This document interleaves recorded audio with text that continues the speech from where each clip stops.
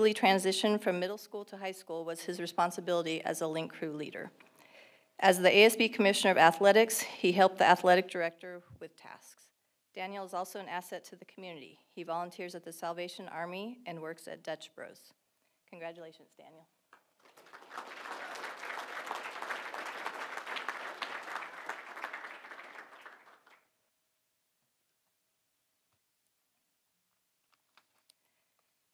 The female athlete we want to recognize is Olivia Harvey.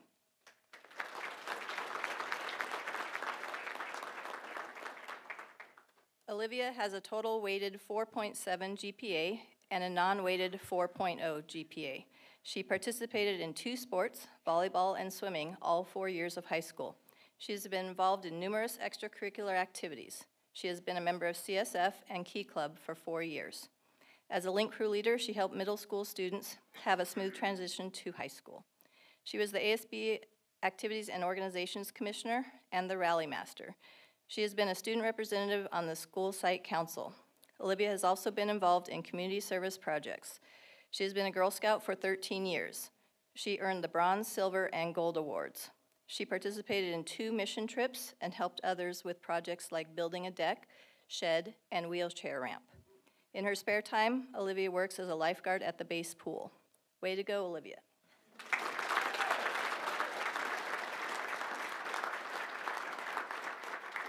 So as you can see, they are very deserving of their award. Great kids, and I'm proud to have them at my school. So thank you, guys.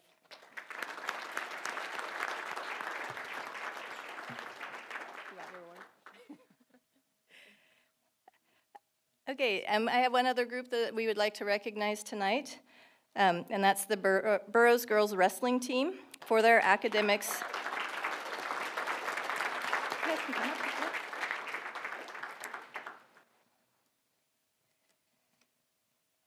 And they're also being recognized for their academics and outstanding achievements. The team earned a non-weighted GPA of 3.8. Out of the 2009 nominations, our team was in the top 25. That's pretty impressive.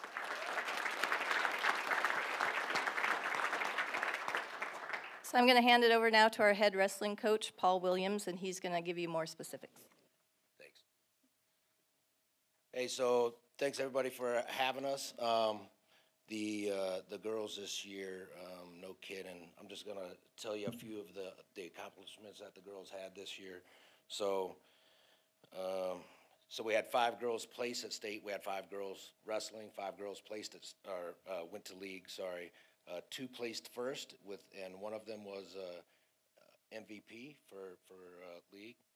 And so actually Shelby's first year, and she placed first. So that's pretty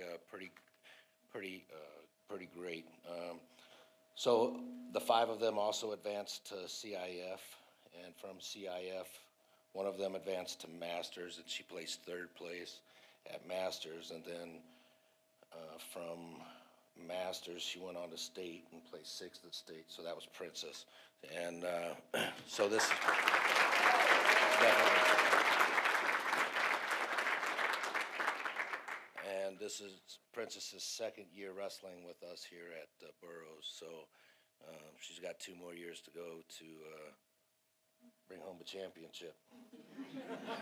So not only are they being recognized tonight, but on Monday at the Angel Stadium, all the girls and a couple of the other wrestlers are going to Angel Stadium, and we'll be recognized there by CIF also. Like before the game starts, we get to go down on the field and parade our colors. So keep an eye on the game.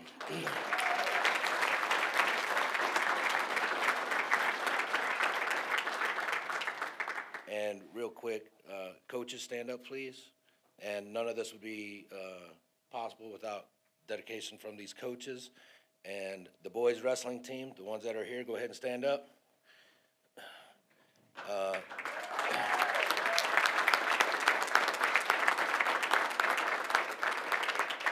The boys helped whip these girls into shape throughout the season, so that's how some of them got as far as they did. And for the boys this year, we did have 5 place at league with 1 MVP, and he was also first place. And then even though they didn't place at league, we did have 10 go to CIF. We had 10 get to CIF, and then one of those advanced to Masters.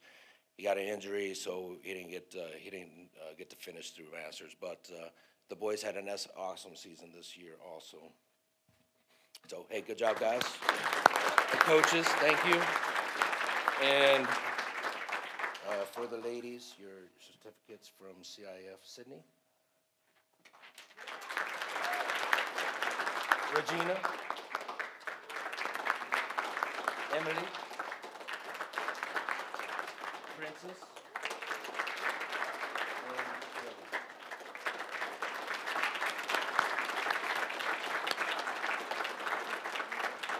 Hey, again, thanks for having us. And again, you know, wrestling season starts. Well, we're still at practice. We're still practicing right now. So, and I'm going to throw a little plug in there. We're getting ready to start a little person program. So if you have 5th or 6th, 7th, and 8th graders, I'm looking for them right now. All right. Thanks, everybody.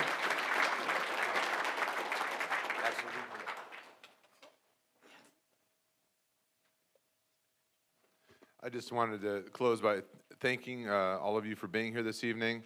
It really is nice to be back to normal, so to speak, and to see, I would say, extraordinary accomplishments. I know there are individual awards assemblies and banquets, et cetera, but we thought some of the exceptional achievements by our young men and women should be brought to the attention of the board and to the broader community. So thank you for being here this evening.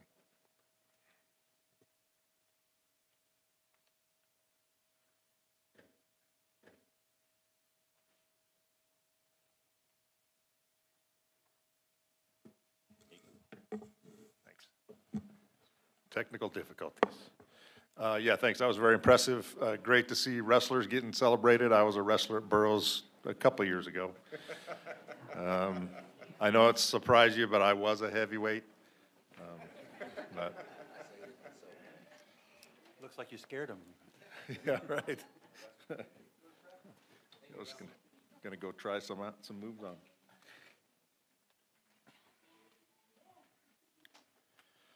All right, we will move on to item 4, public hearing. Number 1, public hearing for the annual budget plan and the annual service plan for the 2022-23 for the Sierra San SELPA. Mr. Delbick. Yeah. President Rockwell, members of the board, Superintendent Ostash, colleagues, and community members. Public hearing, this is a public hearing for the annual budget plan and service plan for the 2023 school year for the Sierra San SELPA. SELPA is our special education local planning area. Background information, Assembly Bill 602 requires special education local plan areas to submit an annual budget plan and an annual service plan for adoption after a public hearing of the board. As required in Ed Code 56205, together these plans must identify expected expenditures and include a description of services, the physical location of services, and must demonstrate that all individuals with exceptional needs are being met as specified in their individual education plan. The SELPA budget and service plan will be brought to the board for adoption on May 19th, 2022. Current considerations, according to the governance and policy-making procedures established within the Sierra San SELPA local plan area for special education, completion of the process will be documented by evidence that a public hearing has been held before the adoption of the annual budget plan and annual service plan. The special education services provided by Sierra San SELPA are supported through a combination of special education state and federal categorical funding, the expenditure of which is documented in these plans. Superintendent's recommendation is recommended that the board conduct a public hearing on the annual budget plan and the annual service plan for the 2022-2023 school year. All right, we will open the hearing at 7:19 in case anybody has any comments.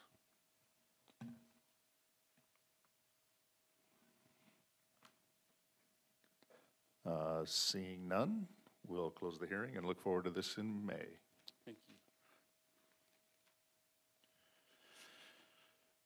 Move on to item 5, reports and communications. We'll start with number 1, student members report. Hannah. First is Murray Middle School. After being under restriction for so long, we enjoyed having the opportunity to have players and families join us on campus for 7th and 8th grade girls and boys basketball banquets. We had a great turnout and fun was had by all, as many of the families got to play basketball with their children during the banquet as well. Our 8th grade RSP/SDC students were able to attend a field trip to Burroughs on the 22nd of March to get to see the campus and meet a few teachers. They are very excited to become Burroughs next year. On April 5th, the Burroughs Robotics Club came to Murray to perform a short assembly to try to recruit members for next year. They did a wonderful job during the assembly, and our students were highly engaged in their presentation and display of robots. On April 8th, Murray was able to hold the Touch of Class dance. The students were dressed up in their finest attire and enjoyed being able to show off their moves on the dance floor. The PTO met on April 12th. They are researching possible projects for their school, and we discussed many great ideas. We are excited to see what they come up with. On April 13th, the Burroughs counselors came over to visit 8th grade students in their history classes to discuss electives for next year. ASB is busy getting ready to start candidate interviews to fill positions next year, and we are all very busy coordinating end of the year activities. Next is Monroe Middle School. Students continue to meet in the various clubs and organizations, including Minecraft Club, Black Student Union, Fellowship of Christian Athletes, and more. Music groups either performed for the 5th graders or got to hear performances from the high school students.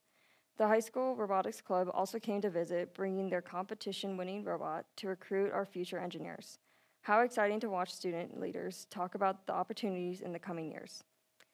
Most recently, students have been earning their PBIS points for purchases and brushing up on their Monroe expectations to attend our dance Friday night. The final Spring Fling is a culminating event many students are working hard to attend.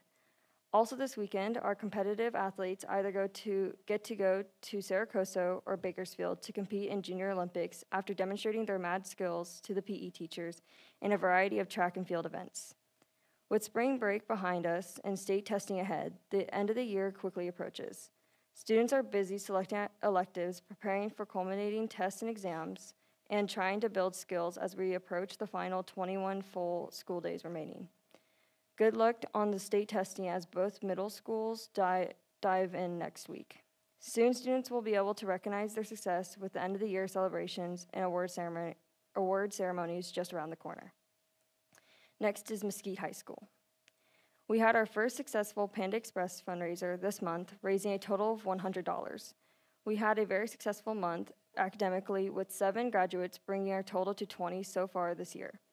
As ASB students have organized 2 successful school-wide events this month, a spring fling where students enjoyed nachos, ice cream, yard games, and flag football.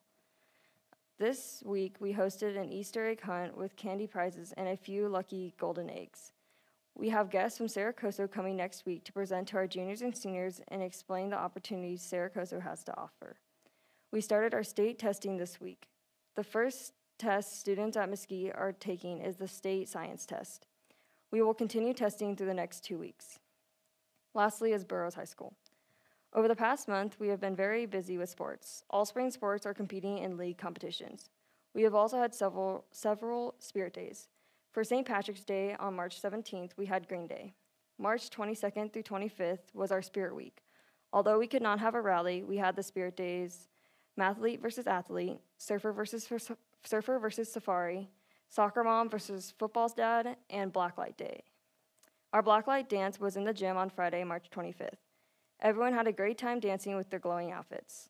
Our health career students went to a competition/conference on March 24th through 26th. After spring break, the juniors and seniors went on the Saracoso trip on April 5th. ASB elections for the 2022-2023 school year took place on April 8th. The next 2 weeks, we then had cast testing for our juniors.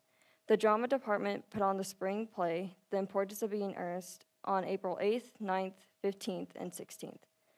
On April 14th, we had college/career day. Students could wear their college year or their future career outfits. Tomorrow we have Adam Sandler Day. Prom is on April 23rd at Saracoso Courtyard.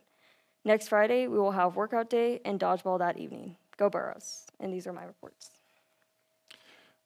Thank you, Hannah. And while we would love to have you stay with us tonight and participate in all our riveting conversation, if you have some studying you need to do, you may go attack that instead. All right. Good luck. Item 2, reports from members of the board. Dr. Houck, sorry.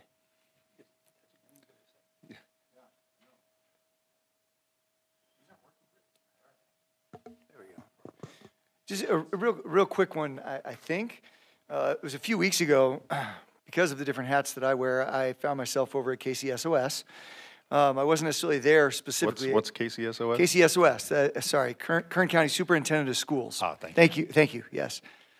I was over there, not necessarily as a board member, but I did find that it was very K-12 oriented. Something Dr. Ostash and I have gone and visited several times, something called the Kern Pledge. This is an outside organization that's partnered with the Kern County Superintendent of Schools. Dr. Mary Barlow, the superintendent for our county, has definitely been pushing this in a big way. And while I was there as part of the college, I also got to talk to her and represent us to a certain extent. It's a gathering of all of these superintendents. And one of the big things that they have been aimed at, this Kern Pledge, is how as a county can we pool resources and try and find a way to try and help our students from even before starting kindergarten to get them all the way through college. And one of the biggest things they found is if we could just share data, that could be super helpful. And all these school districts that we've got in our county, they all share data very differently. So the big push through this is something called KIDS, Kern Integrated Data System.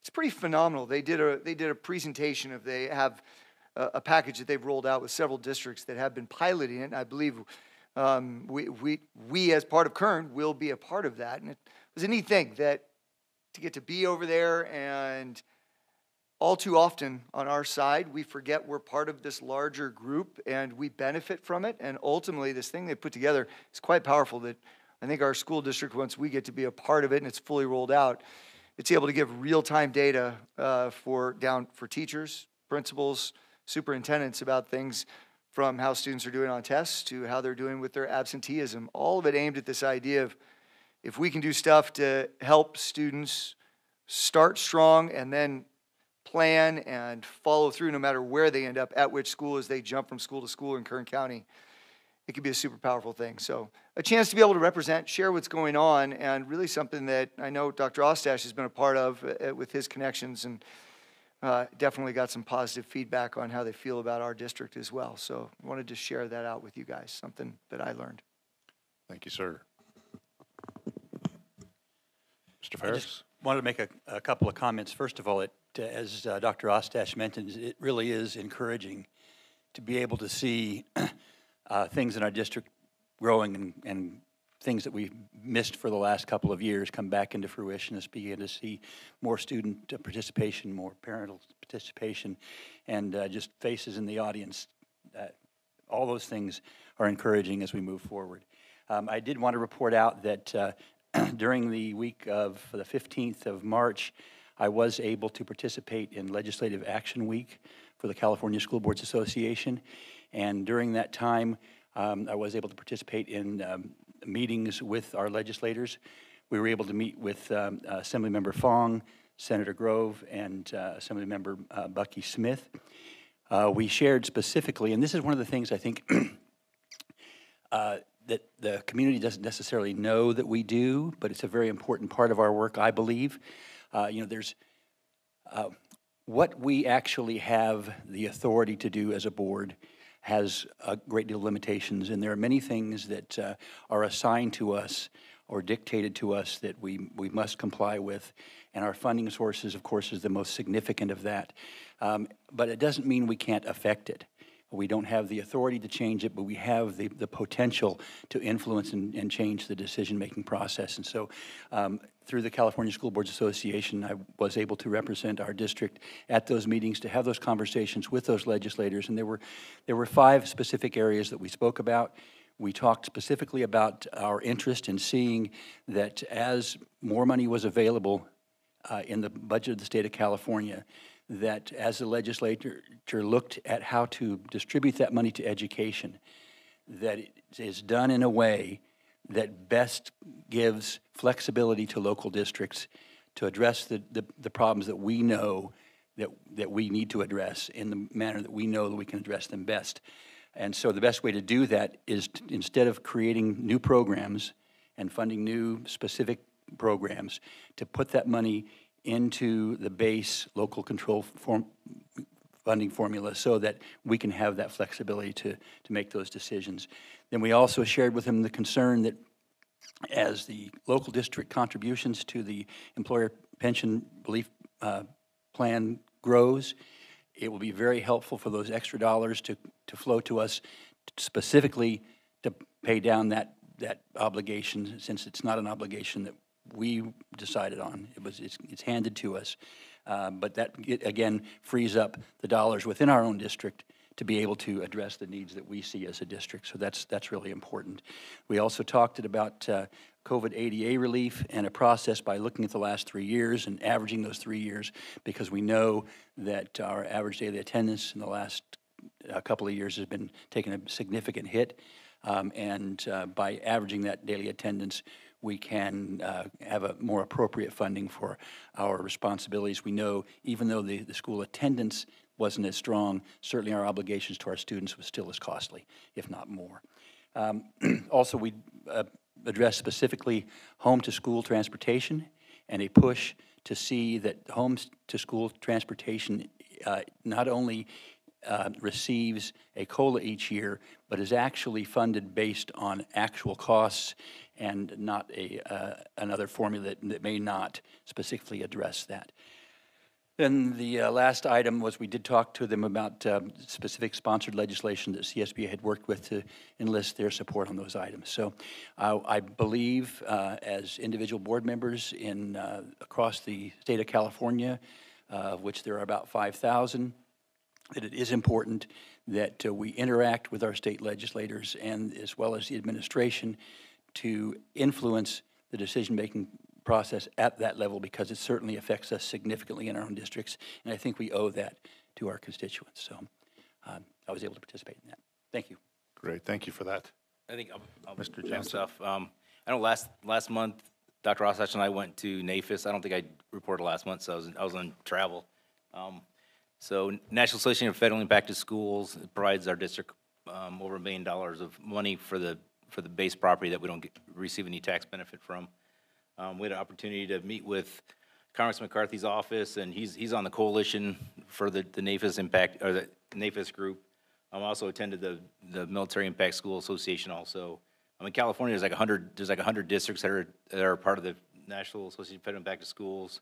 There's like 600 schools nationwide, or districts nationwide, so I think it's really important. Over the years, Amy went as our representative, and now I actually see the importance of us going and being at the table to help ensure that we're not left off as they make changes with the money. So that's all I have. Thank you. Great, thank you. I guess I'd also add that some of us attended a mixer for the Building Schools for Tomorrow organization, Citizens for Measure C, and it was great to be able to be there and see information about the measure being expressed, and people having the opportunity to ask questions and engage in some dialogue about the measure. And I would recommend that, as people decide how they want to vote on this measure in June, that they endeavor to find real information about the measure and not just things you might hear on the internet. So one place you could go would be buildingschoolsfortomorrow.org. That's a good place to get the information on the plans for Measure C. That's it for me. I'll move on to item 3, Superintendent's Report. Okay, Dr. Ostash. Thanks, Mr. Rockwell. Number of things. First of all, the customary report, month 7 enrollment is 5,038 students. Last year, this time, we were at 4,859. So we're actually up 179 students. And I should add a little bit of commentary to that, that if you pay attention to the trend data in the state of California, we're actually seeing, on average, we're seeing districts losing students to the public school districts in California, and we're actually growing. And so I guess I would say that it's important as we move forward that we continue our strong partnerships with our all of our partners in the community. And as we look at various forms of funding from the federal, from the state, from our local community, and we're very strategic and careful about how we steward that money. They all work together. The federal dollars, the state dollars, and the locally generated dollars work together, and each one sort of assists in making our district eligible for additional funds from each of the other agencies. So it's a very exciting time for our district. We see ourselves growing both in students, also in capacity, and looking at continual ways of growing and improving our facilities. Like I said, again, with federal, state, and local resources, we're really excited about the future. This is open house season. We held several open houses at our elementary and middle schools this week. We had open houses on Monday at Las Flores and Gateway Elementary Schools. And on Tuesday, we were at Murray and Monroe Middle Schools. And then yesterday at 6 p.m., we were at Richmond and Pierce Elementary Schools. And next week, we will host open houses at Fowler Elementary and Inukurn Elementary on April 25 at 6 p.m. Another point of interest to the community, you'll see it on our district webpage, and there will be information coming from schools. But if the community is interested in our annual open enrollment season from May 1 to May 15, parents wishing to request to enroll their student at a school other than their neighborhood school or their zone school, you do have the opportunity to submit your open enrollment request between May 1 and May 15 by just simply going online to our district website, which is www.ssusd.org, and submitting that request electronically. It's really easy to do. If you need help, certainly just call our district office or your school before May 1 to get help.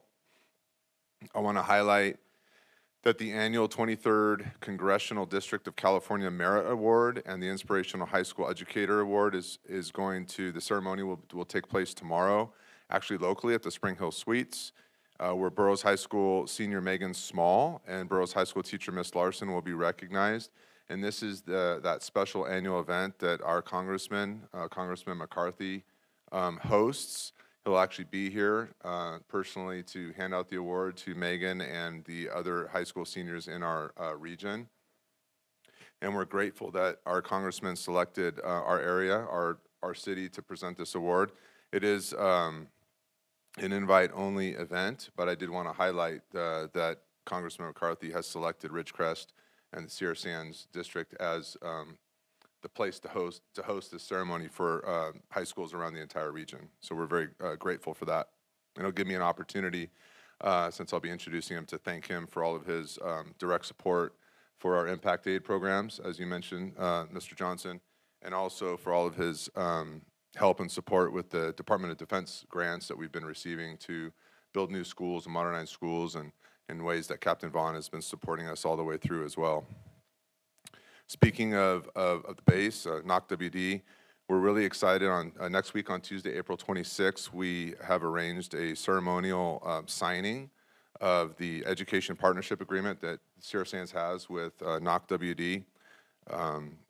The director on the base, Mr. Carino, and some other senior leadership will be on campus at Burroughs High School to sign, and then we're excited about touring them through our engineering building and showing some demonstrations in our fabrication lab, and also a VEX robotics demonstration. Speaking of VEX, I actually want to say a few things about VEX robotics. One of our robotic borough teams earned the Think Award at VEX State Robotic Championships, which qualifies them for the VEX World Robotic Championships in Texas next month in May. And this is the first team in our valley to ever make it this far in the competition. I want to thank, as always, Robotics for STEM, which is a nonprofit foundation of NDTI in town. They have always been working with us, but they've been working very specifically to assist us in raising the money that we need, which is about $10,000, to help get our VEX team to Texas in May. And I want to thank everyone in the community who's generously supported, because we've actually exceeded that $10,000 need, and that money that is in excess will go into the NDTI nonprofit foundation to continue to support robotics in our valley. And so it's just an amazing achievement by our 7-member team. It's an incredible opportunity. The World Championships will have scouts and recruiters from some of the top schools and companies in the country, so they'll get a look at our students here at Burroughs High School and in the Valley. Let's see, just a few more things. Hannah mentioned the drama performance. I see Ms. Poole in the audience. Thank you for your leadership as our drama coach and teacher leader. We actually were able to see 2 plays this year in our Parker Performing Arts Center. In the fall, we saw the great production of 12 Angry Jurors, and then recently we saw The Importance of Being Earnest, and so it's just a pleasure to see that happening. I want to acknowledge we have reached tentative agreements with all of our employee associations. The board will see that on this evening's agenda, there are agenda items to hear action items for ratification for 2-year contract agreements with the Desert Area Teachers Association and the Desert Area Guidance Association. And last week on Thursday, the district reached a tentative agreement with CSEA Chapter 188 for also a 2-year contractual agreement. We'll await. Chapter 188 will convene their own ratification vote meeting, and we'll see what the outcome of that meeting is. And if the outcome is that they ratify, then the board will see on its next agenda an action item to ratify a 2-year contract with CSEA Chapter 188. I want to thank Mr. Ald and the negotiations team, and also the leadership in CSEA, Data, and DAGA for all the productive, professional conversations and outcomes, and just the great work. Just a few more things.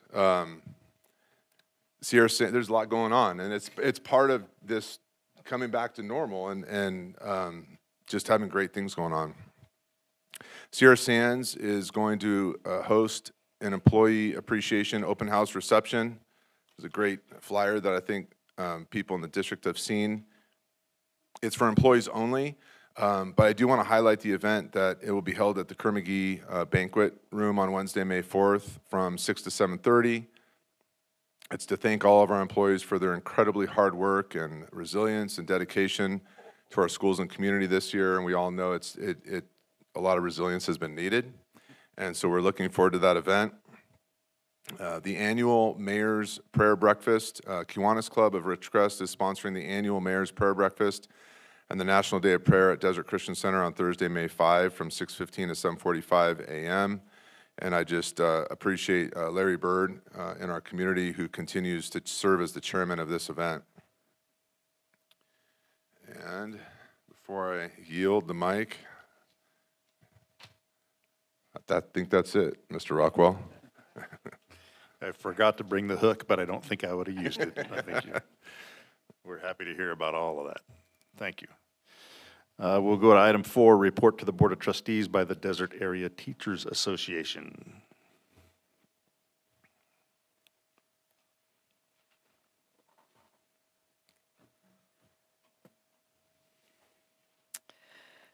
President Rockwell, Superintendent Ostash, members of the board, community, colleagues. It's nice to be here. I'm not counting the days, but I think it's something like 26 days left.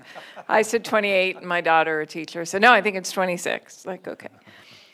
I want to start by saying a little congrats to all the student athletes. It's always really exciting for us to get to see our kids achieving something, feel like we've really accomplished it, and they always look so cute after school.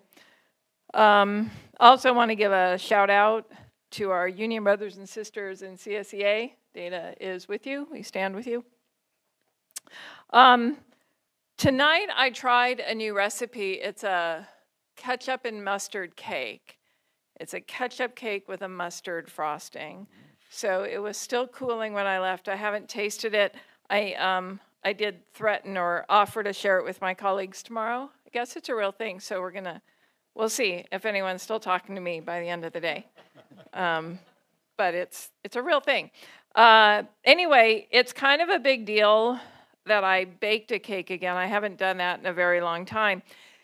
And the reason is that when I get home from school, I'm exhausted, and then I'm busy because the duties of my job cannot be accomplished in my contracted work hours. They can't. That's a fact.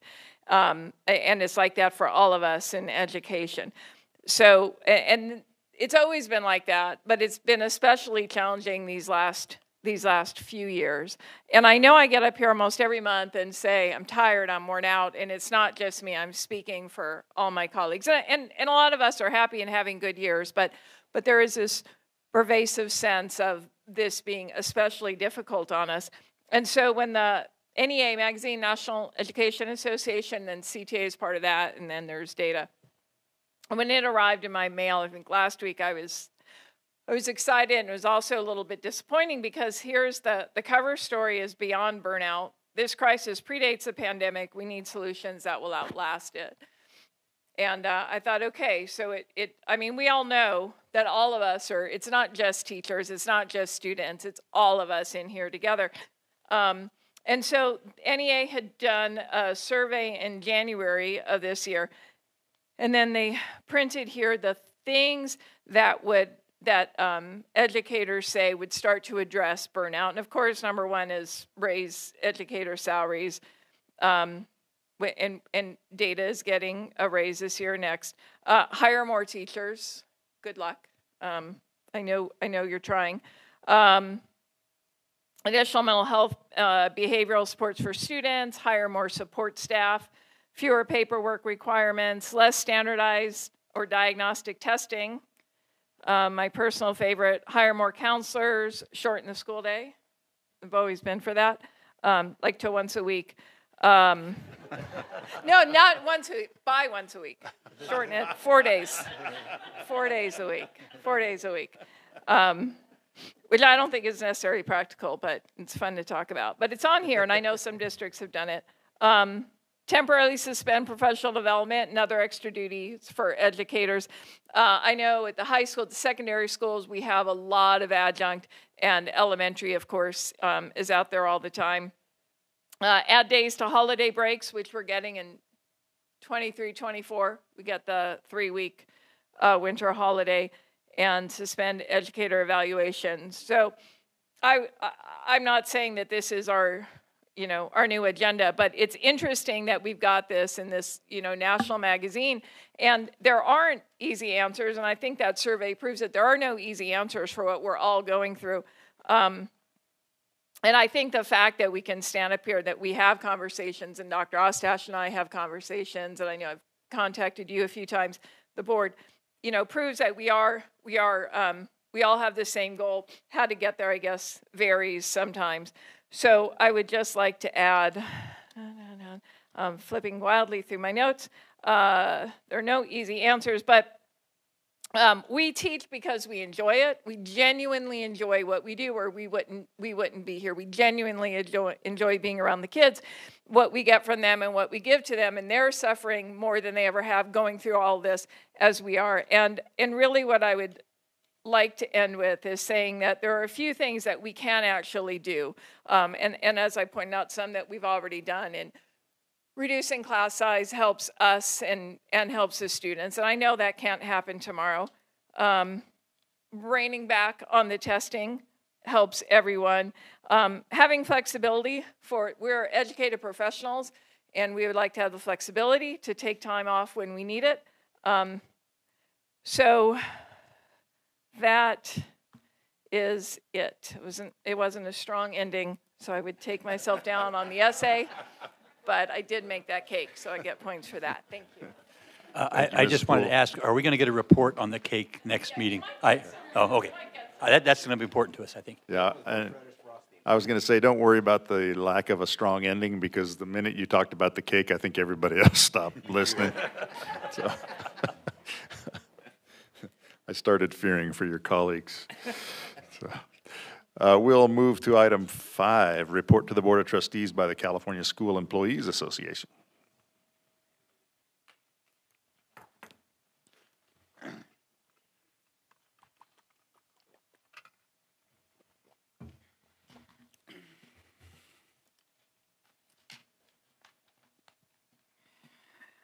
Hello, President, board members, Superintendent Dr. Ostash, staff, community, and my CSA members.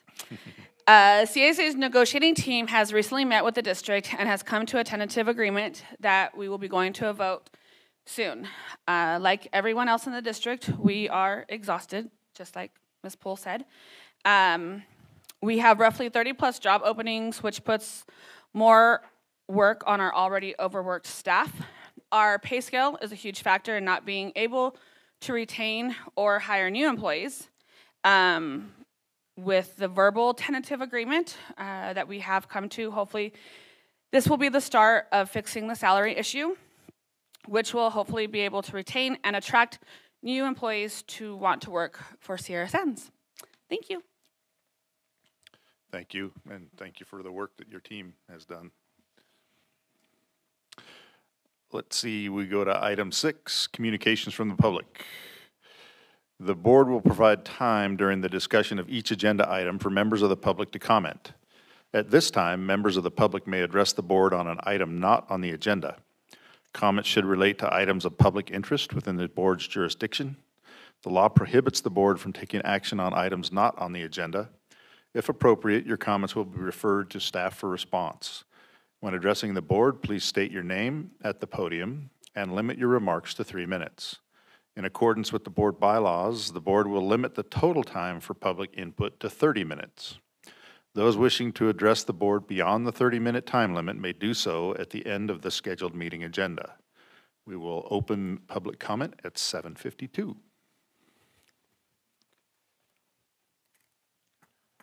Good evening, President and the rest of the board. Can you hear me? Yeah. I am actually new, 7 weeks here in in Ridgecrest. I'm new to the area. Within that 7 weeks that I've been here, I was able to get a job working with Sierra Sands with the paraprofessionals. So I'm here to speak on behalf of these ladies and gentlemen. I've got to work at Burroughs. I got to sub there, sub at Murray, sub at Richmond, sub at Murray, Richmond, and Gateway, now where I work full-time. Now I'm certified as a paraprofessional. And watching and just observing what these ladies do every day. You know, just 7 weeks. I got hired on March the 13th. I just barely got hired. And watching these ladies, what they do, it is phenomenal. They come to work every day, whether they're having a bad day or not, working with not just autistic children, children with special needs, and some of them higher needs and some of them lower needs. But in the meantime, these women come, they dedicate, I see their integrity, I see their dignity. And I'm from the city of Fontana, by the way. Okay, so, but this is a wonderful city, and I'm glad I'm making my residence here. But seeing these ladies, these paraprofessionals, I didn't even know what that was because I'm a legal assistant. And seeing what these women do is just amazing. Whether they're having a hard day, they come. These children aren't not just their students. You know, they show their love, their dedication. It's just amazing. I'm making, $15 to me is wonderful. Thank you. Thank you so much. It's Miss Brewster, I believe. They got hired, but these ladies are making the same as me. They deserve more. So with me speaking to you, board members, maybe, you know, council board, maybe you can think about it and give them a raise, all right? They deserve it. Thank you. Excuse me, can you state your name, please? Thank you.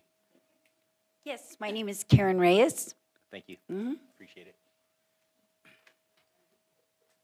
We're fighting for who gets to go next over here. Good evening, my name is Jennifer Slayton, and I will have an incoming Monroe Tiger this fall. I also happen to work in a school district over by Bakersfield in Lamont School District. I worked there for 17 years. Quick plug, Kids Data is amazing, you should be on it. I run a lot of our community support programs. I'm not an educator, I actually have a community development background. So I support our kids who have truancy, chronic absenteeism, homeless foster, the whole gamut of programs and services for these kids. And the reason why I wanted to come and talk to you tonight is because with Measure C coming up, I saw again a plan that I'd seen before, which was that our 6th graders would be pulled out of school from 5th grade as they are now, put into a separate school where they would transition, spend their time getting used to that school. And then 1 year later be transitioned again, to 2 years later then be transitioned again. And as somebody who's worked in education for 17 years, who has a child here and works with the most vulnerable kids, who understands trauma-informed practice and what that does to a child's brain that literally causes chemicals to flood their brain that stops them from being able to learn and remember information, causes learning loss, discipline issues, all sorts of issues that can be resolved when kids have strong, caring connections with schools, particularly with school personnel. And one of the things I saw, this is a huge bright spot. I have to admit my kids have not gone to Sierra Sands. I've chosen private school for a number of reasons, one of which is because I'm buried in data and I do look at ours and it concerns me as a parent. But I've decided to send my kid to Monroe. He's gonna just tough it out, we're gonna figure it out. Went into the open house and I was really nervous because I know what's happening.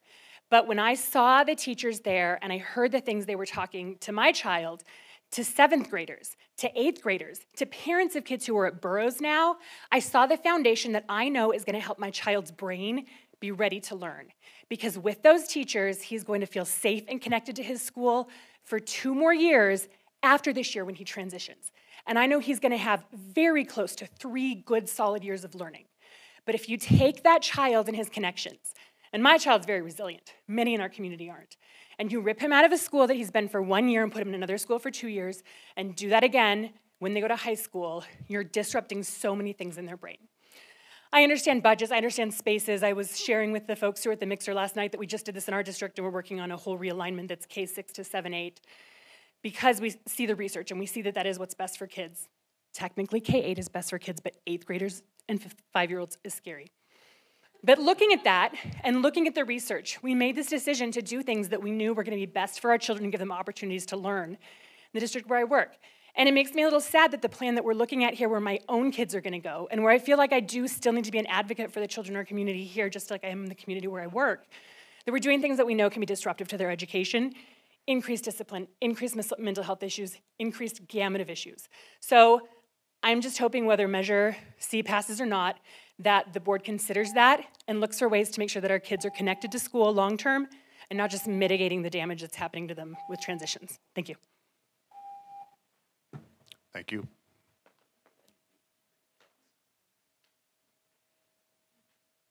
Hello. Significantly shorter than her. Hello, I'm Claire Galvin. Your classified staff is completely exhausted. As per Dr. Ostash's last email, we understand that you're all aware of this. And you know why we are so exhausted. We're working harder than ever despite having massive staffing issues. We have a shortage of bus drivers, paraprofessionals, kitchen staff, custodians, and even clerical staff. We're severely underpaid for our normal work, much less the double duties that we're now working. The question with our lack of staffing is no longer, why doesn't anyone want to work here? It's now, why would anyone want to work here? Because insurance is no longer free, our coworkers are dropping like flies, the cost of living keeps rising, and our pay scale is staying the same. And we're just drowning. And I mean, there's only really so much we can take before we have to move on. So, thank you.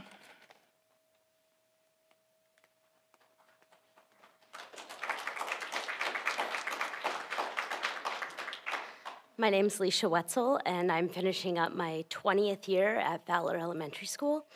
I just wanted to address a little more of what some of my fellow classified staff is going through.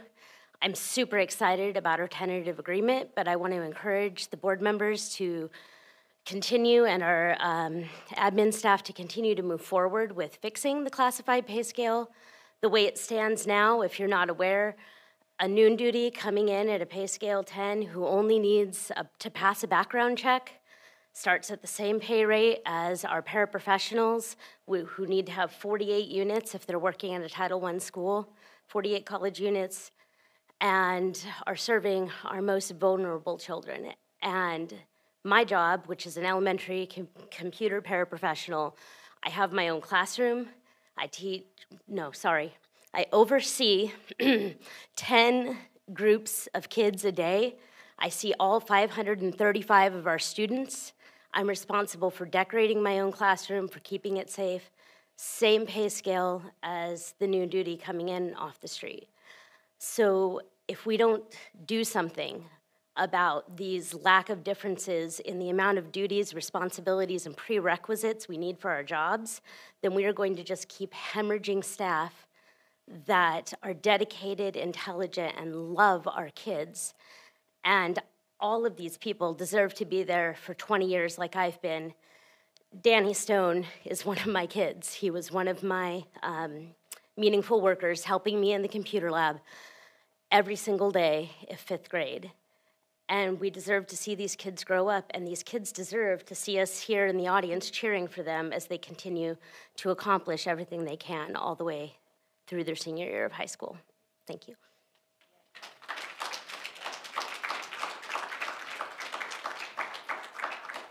Thank you. Seeing nobody else jumping out of their seat, we'll close public comment at 8:01. Move to item 6, Educational Administration, 6.1, approval of 2-year contract with Greenfield Learning Incorporated for Symphony Math at Fowler Elementary.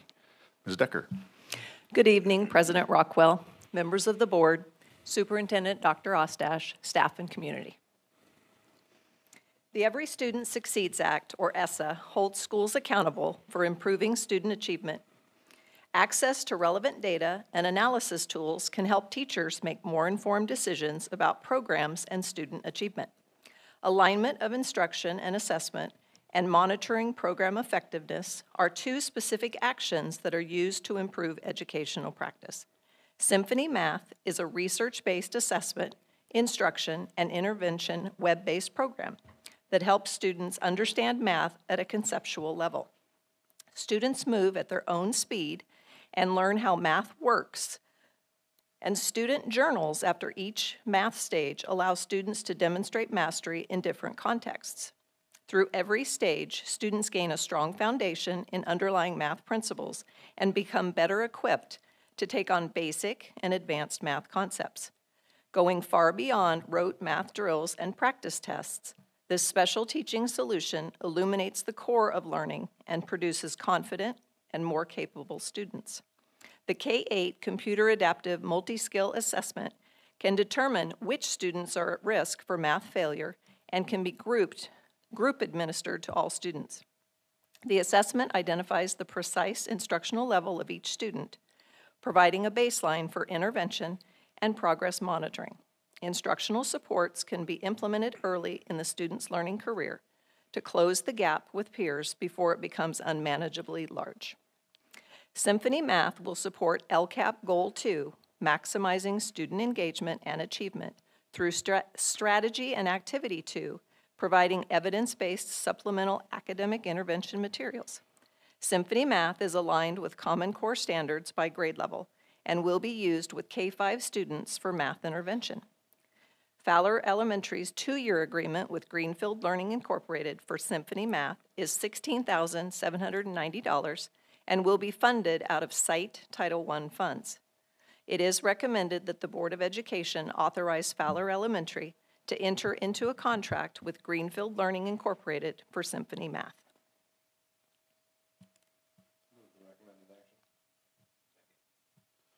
Got a motion and a second. Any questions or comments from the board or community? Seeing none, I'll call for the vote. All those in favor say aye. Aye. Any opposed? Hearing none, it's unanimous. We'll move on to item 2, approval of one-year contract with Curriculum Associates at Las Flores Elementary. Okay, I'm going to skip most of the background because it's very similar because these are all site associated, so I'm just going to skip to where it's different. In this particular case, the regular monitoring of student progress has been identified as a goal in both the school plan for student achievement and the local control accountability plan. Las Flores Elementary's agreement with Curriculum Associates includes iReady Math and Reading Assessment, iReady Math and Reading Personalized Instruction, iReady Learning Teacher Toolbox, and implementation support.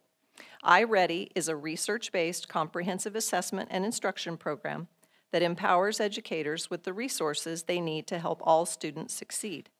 By connecting diagnostic data and personalized instruction, iReady reduces complexity, saves educators time, and makes differentiated instruction achievable in every classroom. The one-year agreement is $24,415 and will be funded out of the site Title I funding. It is recommended that the Board of Education authorize Las Flores Elementary to enter into a contract with Curriculum Associates for services for the 22-23 school year. Move the recommended action. Got a motion and a second. Questions I just have from one board? question. Mr. Johnson. I noticed that both these are math programs for the elementary schools. Is there any value added of doing programs at the same programs at all the schools so we can train the teachers as they move around and that way they get the same fundamental opportunities before they get to middle school? Well, the way it works is the school site council at each site I realize that. has the governance. So they go through an annual evaluation of programs. And so the school site council decides which programs. So, and we have, in fact, later on tonight, I'm going to talk about one that we have adopted district-wide. So we are working towards that, but haven't gotten to math yet. So that's why most of these are math. Okay, but is our goal to have the same programs at all the schools or let the sites pick what they For want? consistency. Well, and we need to because the site council has that governing power. I agree. Could I add to that? Okay. I think that's a really good question, and I think we should differentiate between our core, our core curriculum program and that which we use to supplement and support. And I welcome, any to clarify if I misspeak, but I do want to emphasize that the bulk of our resources, both fiscal, forced labor, professional development, it is universal, it is standard, which is the core curriculum. And I just wanted to highlight that so that if somebody's watching on TV or in the space here, that the bulk of all of our instruction is standardized. But so I just want to clarify if you're asking in that context, or if what I'm hearing is that in addition to the core curriculum and program that is standard at all 6 elementary schools, are you asking that it should be standard for some of the extra support and? Well, I guess my question is the curriculum that we selected in the first place, why isn't that curriculum good enough with the tools and all the supplemental stuff that comes with that curriculum that we have to supplement with other stuff? So, I mean, that's, are we picking curriculum that needs more aids with it in the first place? Well, textbooks and all this, because we get a million things with all those things, so. These particular programs are supplemental to the core, and a lot of them are used during our built-in collaboration and intervention model. So it's in addition to, so these programs go beyond what the core does. Okay. So it provides that additional support that the kids need. We do before school intervention, after school intervention, so this is where these programs are used. Okay, thank you. And you may have already said it, Lisa, but I know that Title I regulations and requirements that anything that a school site council does select, they're all evidence-based strategies, research-oriented, and I would suggest that this is not my expertise. I have a level of expertise in it, but it's not my expertise. But for elementary math, in each different school site, there may be some varying diversity of need. just some different needs of students that can vary, and different support and different and different faculty might find certain nuanced approaches to help that particular student group, you know, in that setting. So it's great question, and there's just so many different ways to strategically lean into guaranteeing success for all students. But at the same token, if one school has a good program that's working as supplemental information, it'd be nice if we could leverage that to, you know, if instead of buying 50 licenses, you buy 100 licenses and save money and training and all the stuff that comes along with it. You know, it just. Tim, I saw the same thing when I looked at these. We've got three of these, three different Right. schools. I noticed two of them are one-year contracts, one's a two-year contract. It would be interesting to see, we have almost our own experiment of sorts after a year to be able to find a way to connect the three schools and say, hey, here's what each of ours did.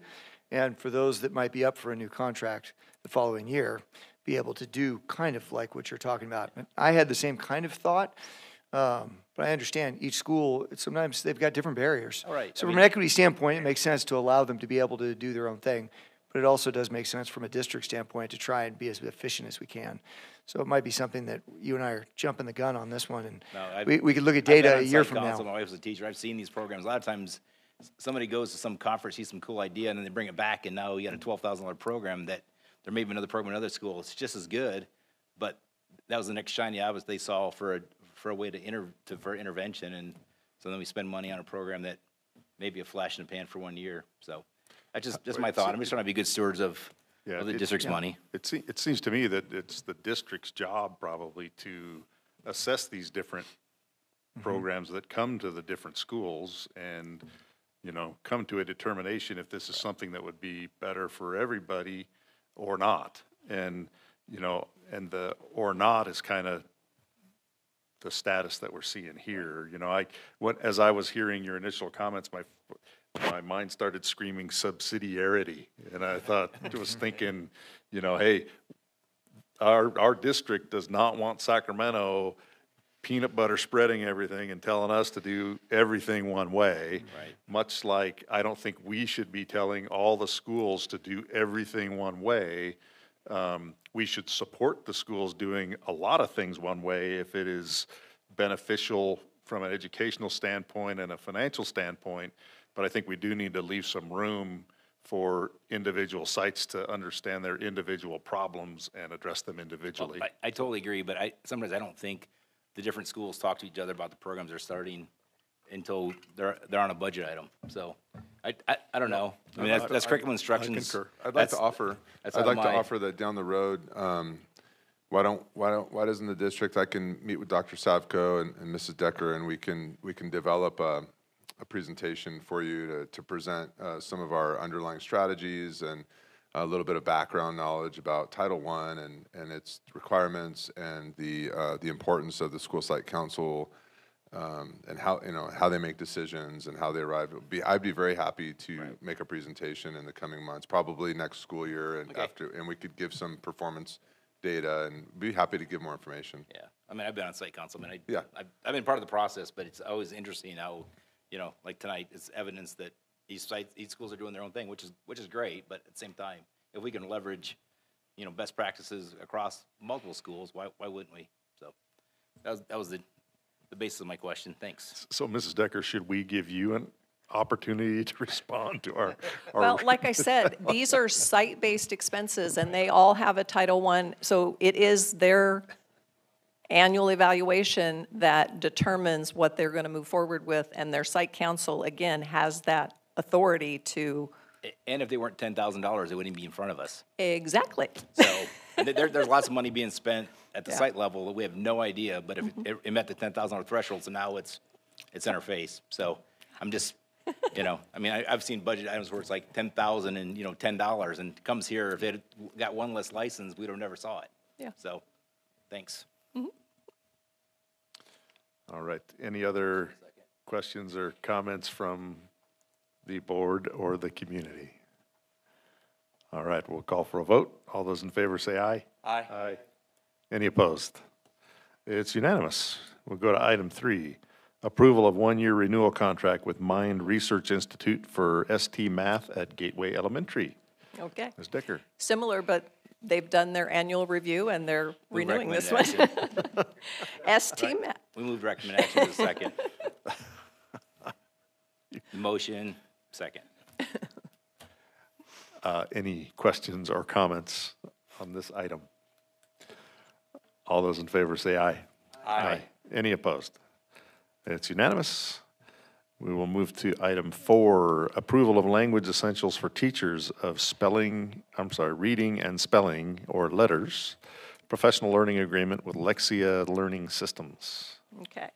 Lexia Learning Systems, Language Essentials for Teachers of Reading and Spelling, or Letters, is a flexible professional development course that bridges deep, meaningful research into practical classroom success. The program has been selected to address the specific needs of K-5 teachers for reading strategies to strengthen elementary and student ELA outcomes. During the 2019-20 school year, we trained 12 K-2 teachers in letters. In 2021, we trained an additional 20 K-5 teachers. Continuing this professional development partnership will increase the cohesiveness of core and supplemental instruction and curriculum design. The Letters Agreement includes 8 online professional development days and 10 participant material bundles, which is print and online access for letters. It also includes a preschool participant bundle. The Lexia Learning Systems Agreement is $30,879 and will be funded through the district's Title I allocation.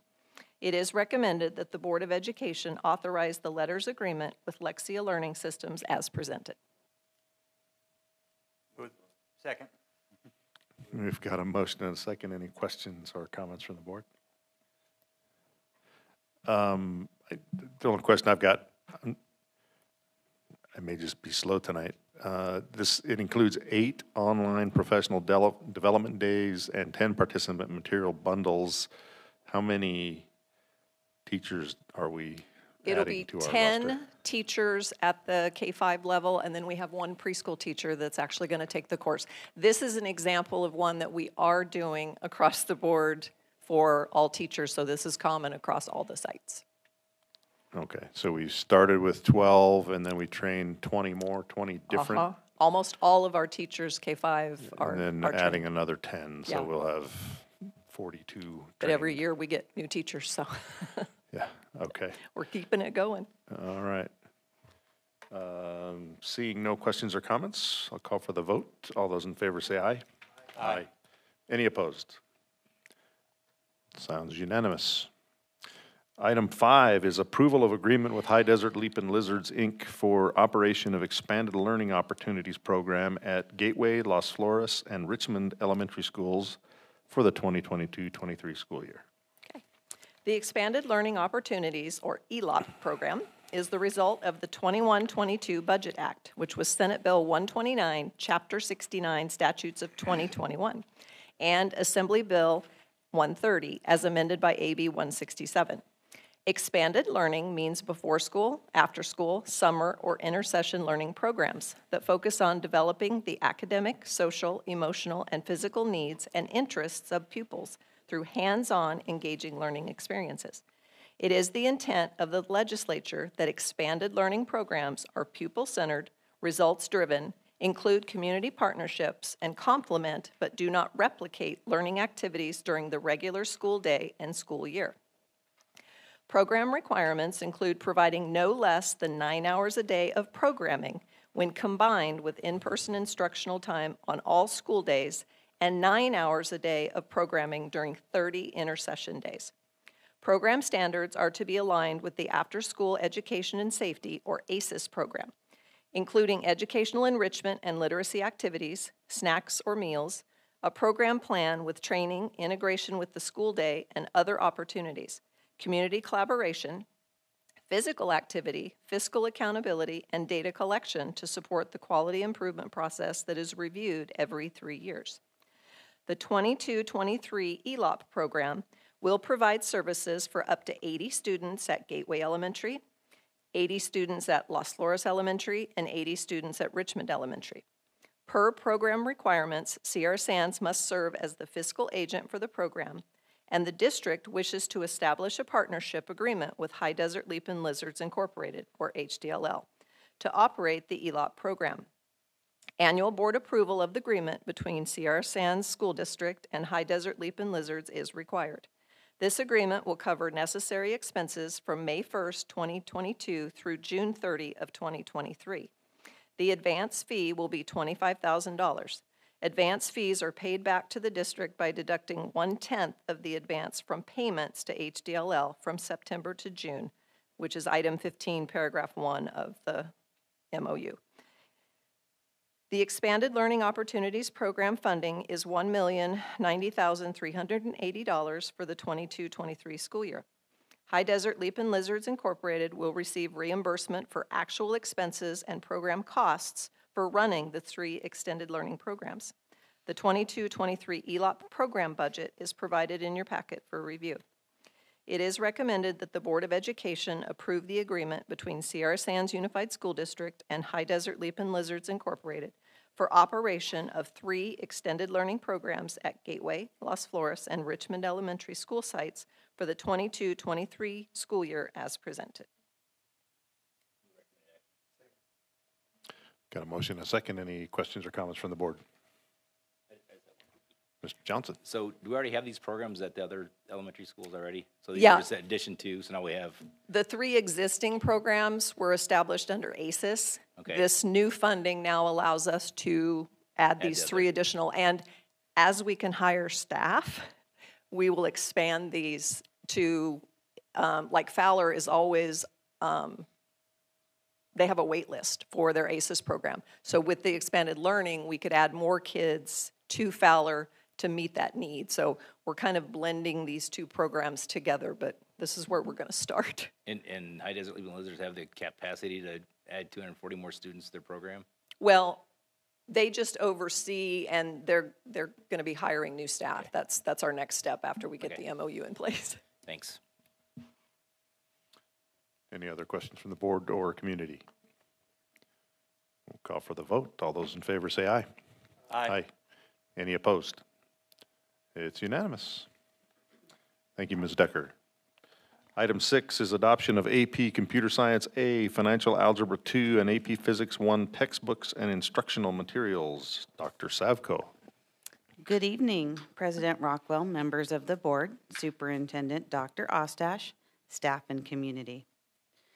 To increase course selection and advance the preparation of students for college and career readiness, new high school course outlines were submitted to and approved through the University of California Doorways in February 2022.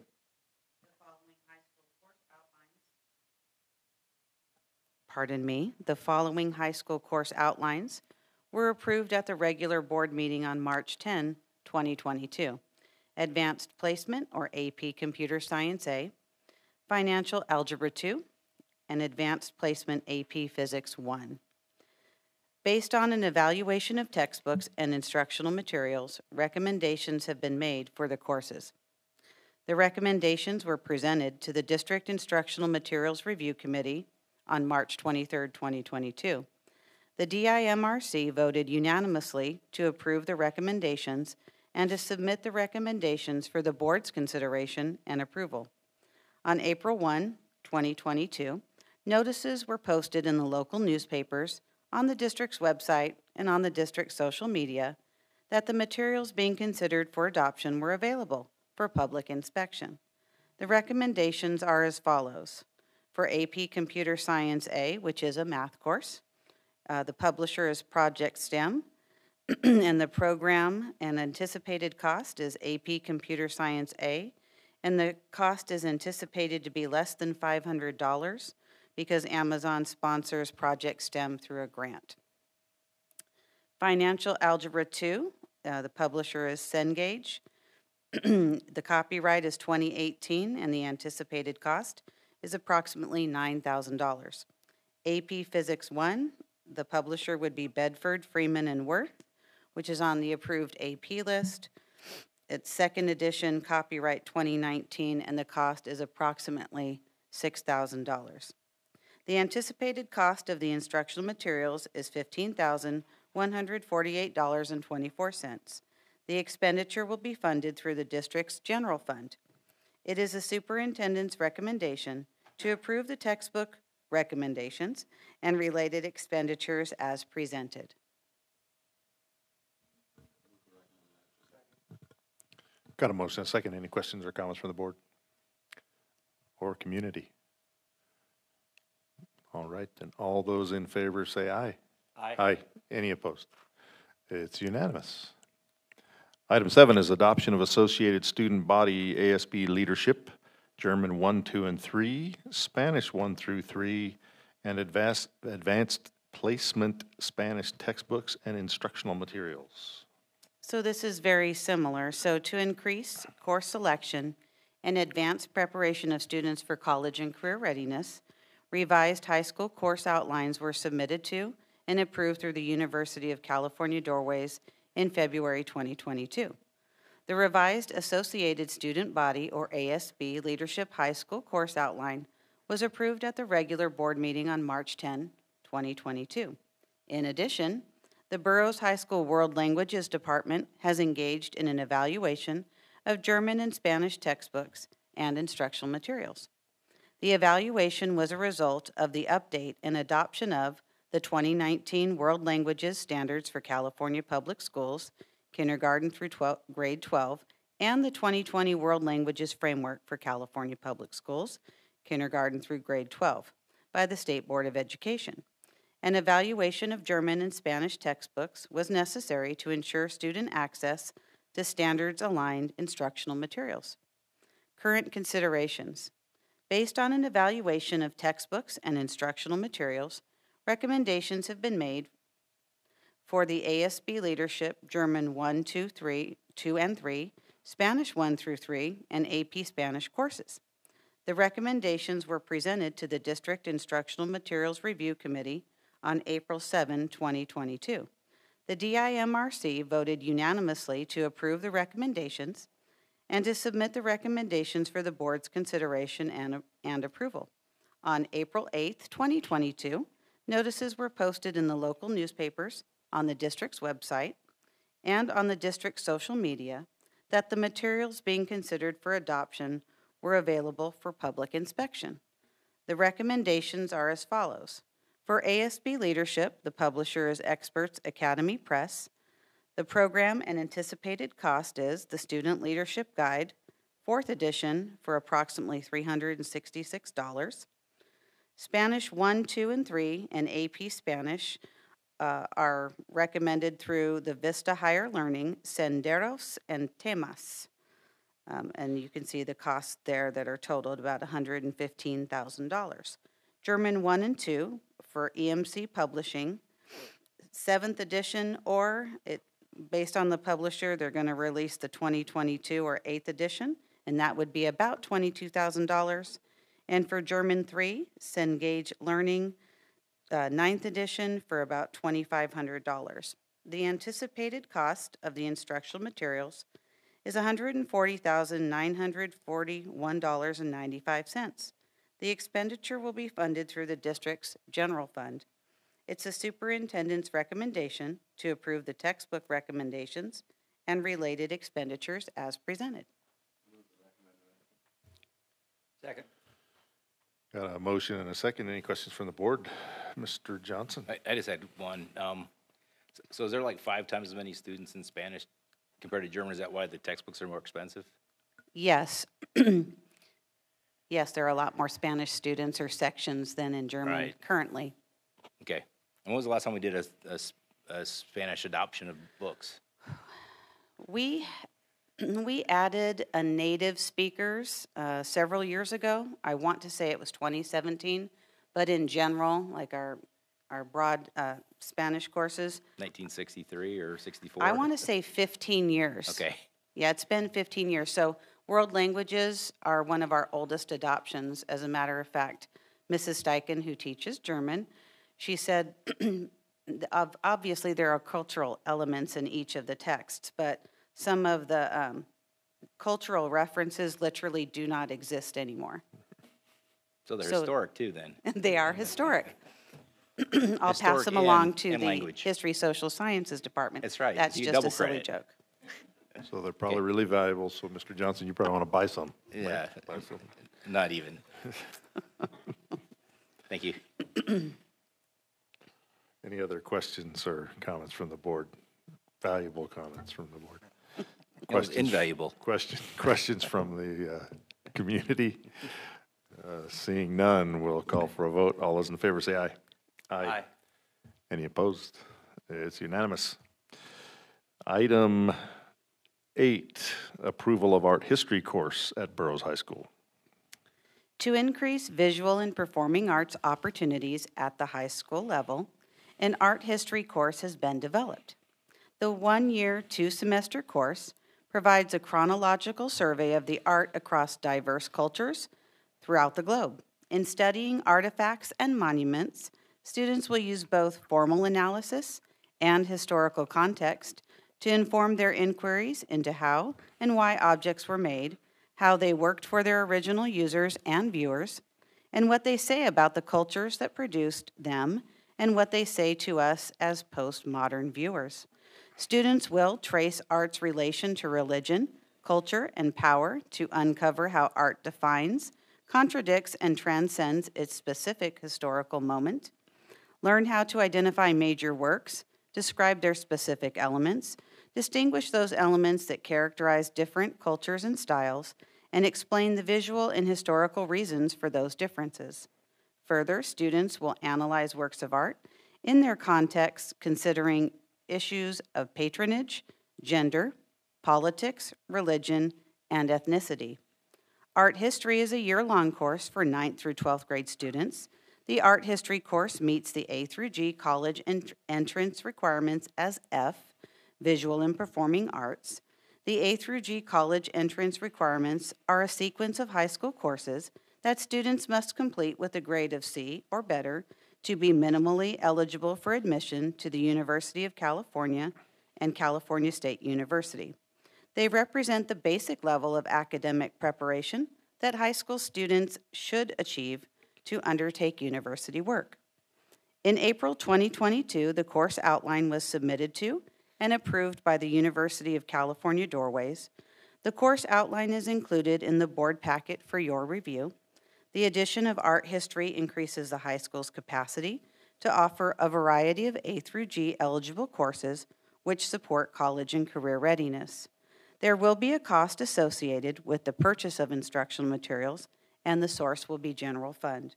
It's recommended that the board approve art history as presented. Second. Got a motion and a second. Any questions or comments? Dr. Hauk? As someone who's familiar with what Burroughs offered for many years, I remember students, sometimes it was either Art 1, Art 2, or you had to take a foreign language in order to graduate. So I appreciate that we're adding something different that doesn't necessarily require them to draw, as a lot of students will sometimes say, I don't want to take Art 1, Art 2. I suck at art. And they don't, but they feel judged. So instead, to be able to do something that might actually, there's some definite potential for cross-curricular with art history. I know that there's an art history degree at our local college, and this is something that could flow right into that as well, if not be connected to it later on. I am familiar with the textbook, though. That's an expensive book. I only know because my daughter bought one for her college classes. I'm familiar with that one. So that's going to be something that Mr. Johnson will probably say something about later on. But I'm glad to see us bringing this course in, so thank you for that. Mr. Johnson. Does this take a special credential to be the teacher for this class? And do we have any credentialed teachers that can teach it? So, yes. Yes and no, we probably. have an instructor in mind to teach the course, and we hope to articulate that with Sarah Coso eventually in a dual enrollment opportunity. Yes. It is most definitely a win-win. And it is. Once we go through the public transparency process of recommendations and public review of our instructional materials, we hope to bring that text to you. And you are always invited to our DIMRC, which will be held next Wednesday, I believe, afternoon. Any other questions or comments from the community? Seeing none, we'll have a vote. All those in favor say aye. Aye. Any opposed? It's unanimous. We'll go to item 9, approval of film appreciation course at Burroughs High School. To increase, again, visual and performing arts opportunities at the high school level, a film appreciation course has been developed. The one-semester course, and it can also be 1 year, provides an introduction to the film industry and the history of cinema through the study of classic and contemporary films. Emphasis will be placed on exposure to a wide variety in styles, genres, and film narratives, as well as formulating and justifying academic critiques of the works. Film appreciation will be designed to provide flexibility within students' schedules in that it can be taken as a semester and/or year-long elective course. In April 2022, the course outline was submitted to Burroughs High School administration for approval because it's not A through G. The course outline is included in the board packet for review. The addition of film appreciation increases the high school's capacity to offer a variety of visual and performing arts courses and electives. There will be a cost associated with the purchase of instructional materials, and the source will be the general fund. It's recommended that the board approve film appreciation as presented.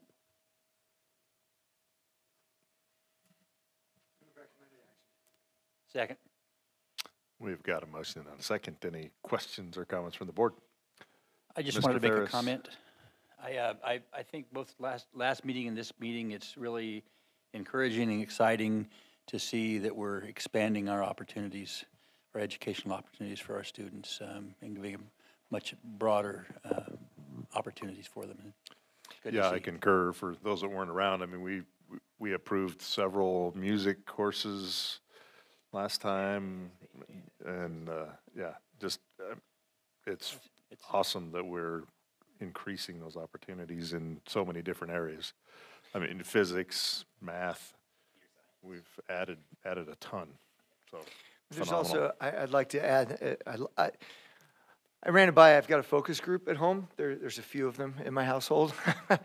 And kind of one of the big things they brought up is that there's only so many electives that aren't necessarily A through G, that are just a semester, that can pair up with some of the others, that can make school maybe a little more fun. Many of us, the electives are what you end up working a lot harder on, no offense, but sometimes that would happen.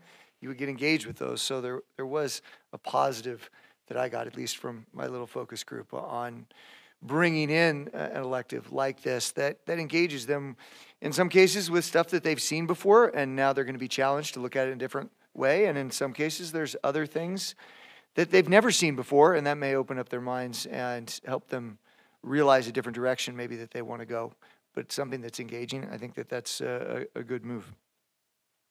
Concur. And so this is not A through G because it is not in any way able to be A through G, or is it just that we haven't gone to doorways yet, or?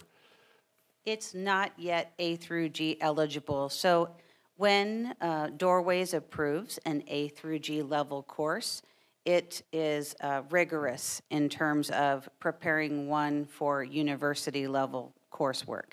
And so this, I think, is more like an introductory type of elective. And being that, we do have some proximity to Southern California and the film industry, I think this is a great gateway, if you will, to more rigorous courses. We're just putting our toe in the water. Sounds good. Thank you. I just had one question. Well, then I wish you would ask it. I wish you would ask it. So I was looking at the list of movies. So before we get people lining up the microphone in a couple months, can we get rid of one of the movies off here? It was like an R-rated back in 1966, so it's probably like a G now, but it may make our life easier if we just don't even have that on our list of names, because they'll be lined up at the door, or we're gonna have to send up a note, sign in permission to do it, or. What's fun with easy? What's that? we went a year of easy. So The Good, the Bad, and the Ugly, great movie, but it's rated R from 1966. So. Oh, but So, it's a Western with may Clint I Eastwood. With Clint Eastwood, I There's know. nothing that's I know. comedy there. No, I actually went to IMDb and looked it up. There's like, a couple swear words, a little nudity, man's butt or something. I mean, it's like, but that's what it says on IMDb.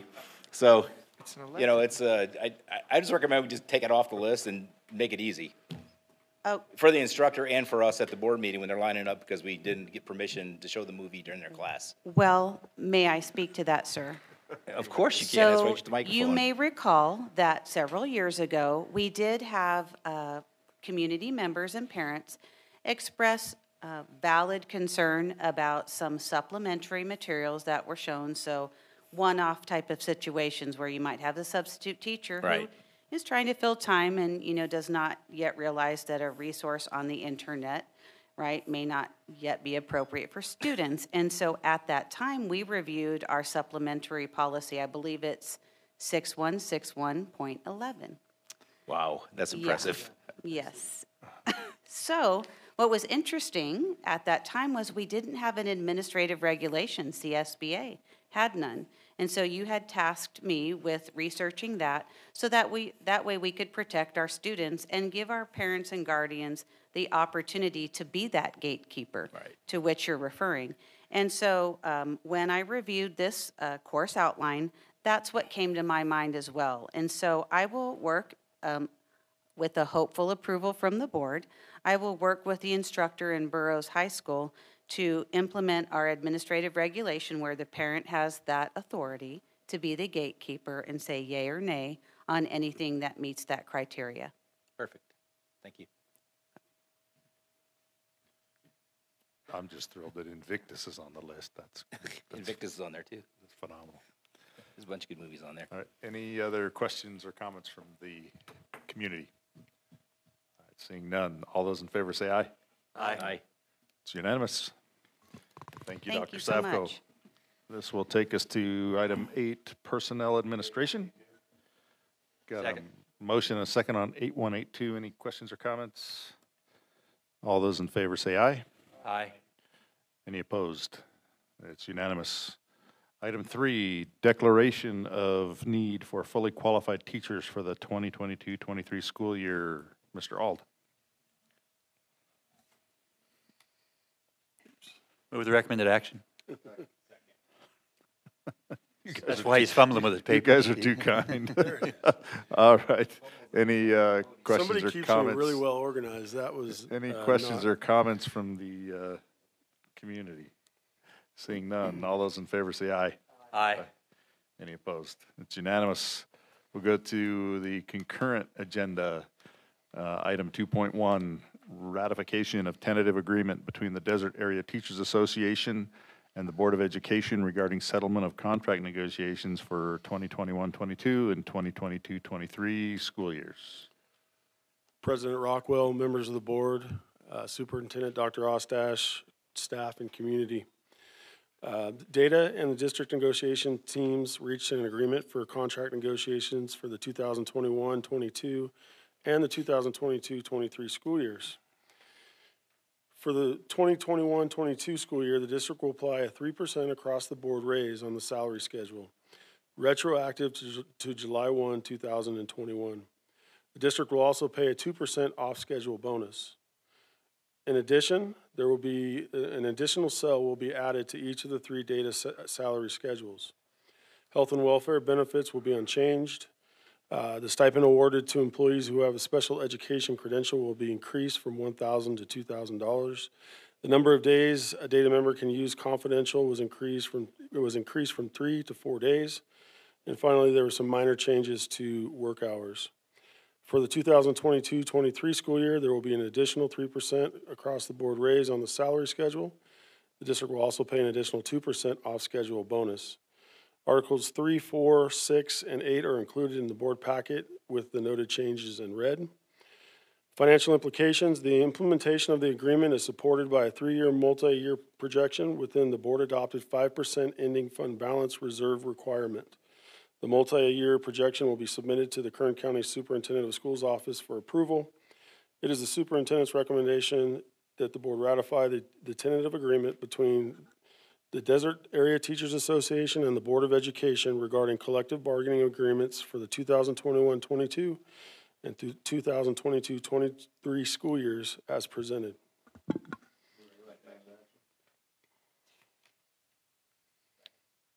Yeah, if we have 2 motions, do we, is that count for the second. Any questions or comments from the board? Mr. Ferris?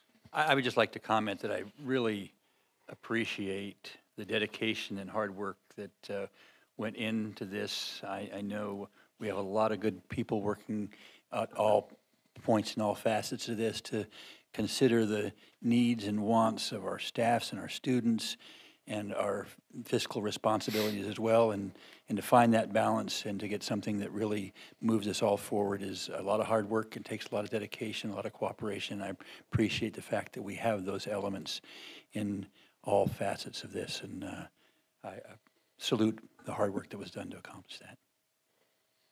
Yeah, I concur. I think, you know, things come and go throughout the years, and, you know, there are times when things have been relatively contentious in some of these negotiations, and I think that, you know, the level of professionalism and, you know, a desire, an understanding that everybody is trying to get to the same point, and a desire to do everything we can all do to make it happen seems to be real evident these days. And so, you know, everybody involved is to be commended for doing the things to move this forward in a positive manner. So thank you for that. Any other comments from the board or questions from the audience? Then we'll have a vote. All those in favor say aye. Aye. Any opposed? It's unanimous. We'll go to item 2. Where am I? AB 1200 documentation for the ratification of tentative agreement between the Desert Area Teachers Association and the Board of Education. Yeah, this is contingent to the last board item where I mentioned that the district would have to submit to the county the financial cost and make sure they have to certify it. So the district is presenting the AB 1200 documentation in response to data membership ratifying the tentative agreement reached between the district and data, which demonstrates the district's ability to meet the costs of the collective bargaining agreement. For the 2021-22 school year, actually I'll skip that, I just read that for you. Financial implications, please refer to the attached AB 1200 documentation enclosed in the packet. It is the superintendent's recommendation that you approve the AB 1200 documentation for the tentative agreement between DATA and the Board of Education regarding the fiscal impact of proposed agreements effective July 1, 2022. Move recommended action. Motion and a second. Do we have any questions or comments from anybody? Seeing none, all those in favor say aye. Aye. Any opposed? It's unanimous. We'll go to item 3, ratification of tentative agreement between the Desert Area Guidance Association and the Board of Education regarding settlement of contract negotiations for 21-22 and 22-23. The Desert Area Guidance Association and the district also reached an agreement for contract negotiations for this year and for the 2022-23 school years. For the 2021-22 school year, the district will apply a 3% across the board raise on the salary schedule retroactive to July 1, 2021. District will also pay a 2% off schedule bonus. Health and welfare benefits will be unchanged. For the 2022-23 school year, there will be an additional 3% across the board raise on the salary schedule. The district will also pay an additional 2% off schedule bonus. Changes to Article 4 salaries are indicated in red and are attached for your review. We've got a motion and a second. Any questions or comments from the community? Seeing none, all those in favor say aye. Aye. Aye. Any opposed? That's unanimous as well. Go to item 4, AB 1200 documentation for the ratification of tentative agreement between the Desert Area Guidance Association and the Board of Education. We've got a couple motions and a second. Any questions or comments from the community?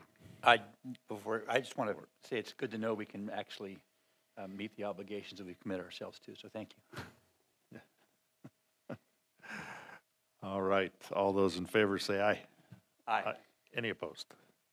That's unanimous as well. Item 5, Adoption of Resolution Number 26, 2122, Teacher Appreciation Week and Day of the Teacher.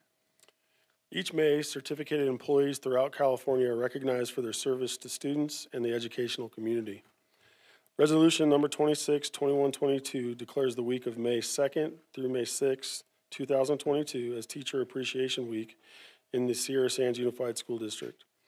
The resolution also designates May 3rd, 2022 as National Teacher Day, and administrators, staff, parents, and the community have an opportunity to recognize and salute district teachers and their many contributions to our students' success.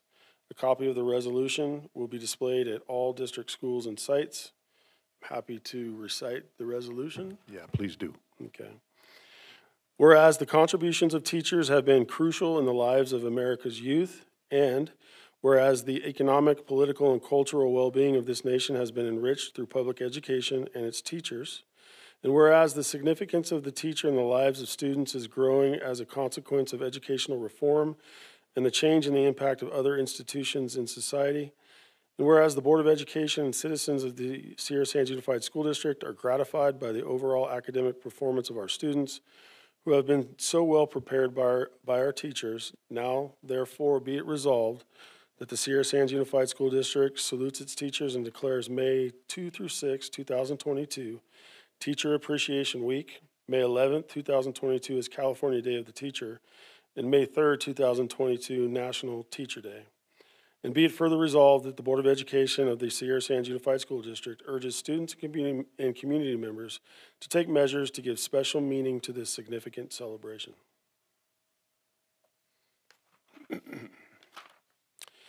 It's the superintendent's recommendation that the board adopt resolution number 26, 2122 as presented and approve May 2 through 6, 2022 as Teacher Appreciation Week, as well as May 3rd, 2022 as National Teacher Day, and May 11th, 2022 as California Day of the Teacher in the Sierra Sands Unified School District. Move the recommended action. Any questions or comments from the board? We should make it clear that we did not threaten to withhold this action Right.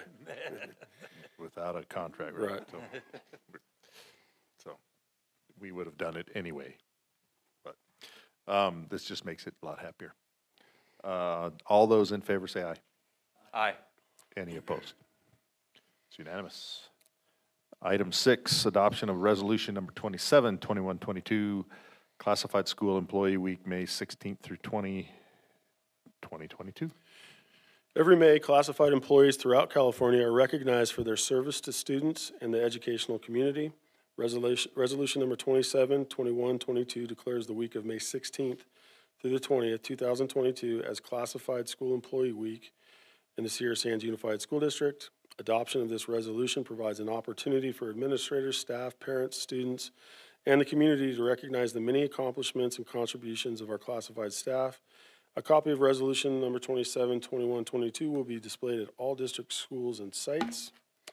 I will read the resolution. Whereas Education Code 45460 encourages recognition of the valuable contributions classified employees make to the programs and students in the Sierra Sands Unified School District, and whereas classified employees participate in countless activities that contribute to and support a positive instructional environment, and whereas classified employees are an integral part of the educational team which provides beneficial learning experiences for the students in the Sierra Sands Unified School District, and whereas classified employees serve a vital role in providing for the welfare and safety of Sierra Sands Unified School District students, and whereas classified employees have continuously maintained an exceptional level of service to the entire educational community, now therefore be it resolved that the Sierra Sands Unified School District Board of Education hereby recognizes classified employees for the many services they perform and declares the week of May 16th through the 20th,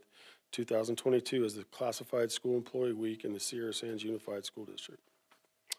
It is the superintendent's recommendation the board adopt resolution number 27 as presented and approve May 16th through the 20th, 2022 as Classified School Employee Week in the Sierra Sands Unified School District. Move the recommended action. Motion and a second. Any questions or comments from the board? The only thing I would add is that You know, there were some very spirited CSEA members out front tonight, and I just want to thank them for, you know, presenting their message and doing so with smiles on their faces and, you know, with a great attitude, even as us grumpy old men walked through the line. It was, you know, I'm very, very pleased with how everybody's doing these things. So thank you for that. Anything else? All those in favor say aye. Aye. Any opposed? It's unanimous. That takes us to general administration. Item 1, report to the board, nature and resolution of complaints with regard to deficiencies related to instructional materials, emergency or urgent facilities conditions that pose a threat to the health and safety of pupils or staff, teacher vacancy or misassignment as required by the Williams Act. I think I'll just ask if there have been any reports of any deficiencies. There have been no complaints filed with the school district between January 1st and March 31st, 2022. Great, then I think we can, since this is a informational item, we can give a thumbs up, say thank you, and move on to item 9.2, adoption of the board meeting calendar for the 2022-23 school year. Dr. Ostash. All right. Board bylaw 9320 states that regular meetings of the board be held on the first and third Thursday of each month or as designated on the board meeting calendar. During the 2010-2011 school year, the board designated the third Thursday of every month as the regular meeting of the Board of Education, with special meetings of the board scheduled as needed. In an effort to align with requirements to submit reports to the Kern County Superintendent of Schools for review on or before the 15th day of March, the meeting date for March has been designated as the first or second Thursday of the month. The meetings are also designated by board bylaw to be held at 7 p.m. in the Ridgecrest City Council chambers. I should note, it may not be in this verbiage, but there is, in October, that date is, I don't believe, represents the third Thursday of that month. So I just wanted to point that out. It is, but that is accurately displayed in the calendar there. It is recommended that regular board meetings for the 2022-2023 year be conducted on the dates as described there. There's no financial implication, and I recommend that the board adopt the board meeting calendar for the 2022-2023 school year as presented. Move with recommended action. Got a motion and a second. Any questions or comments from the community? All those in favor say aye. Aye. Any opposed? It's unanimous. That takes us to item 3, authorization for board member travel, CSBA delegate assembly meeting. Okay, let's see, my computer is catching up. At the May 7, 2009 board meeting, protocol requiring the board to authorize all board member travel was established. The 2021-2022 travel budget for the board was approved for $22,000. Mr. Tim Johnson serves as a delegate for the California School Boards Association, which holds 2 meetings per year. This meeting takes place in Sacramento, May 21 to May 22, this year, 2022. And there are some estimated travel numbers there for hotel, meals, and mileage for an estimated total cost of $922.15. And the travel budget for the board for 21-22 is $22,000. To date, $12,602 has been approved. In accordance with the board's adopted protocol, I do recommend that the board review the proposed travel and determine if it wishes to authorize this travel activity. Move authorization. Got a motion and a second. Any questions or comments? Any questions from the public?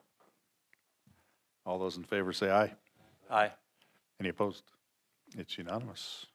Do good work for us, Tim. I didn't comment, but if I might, sir, I think this is similar to my comments earlier in the evening.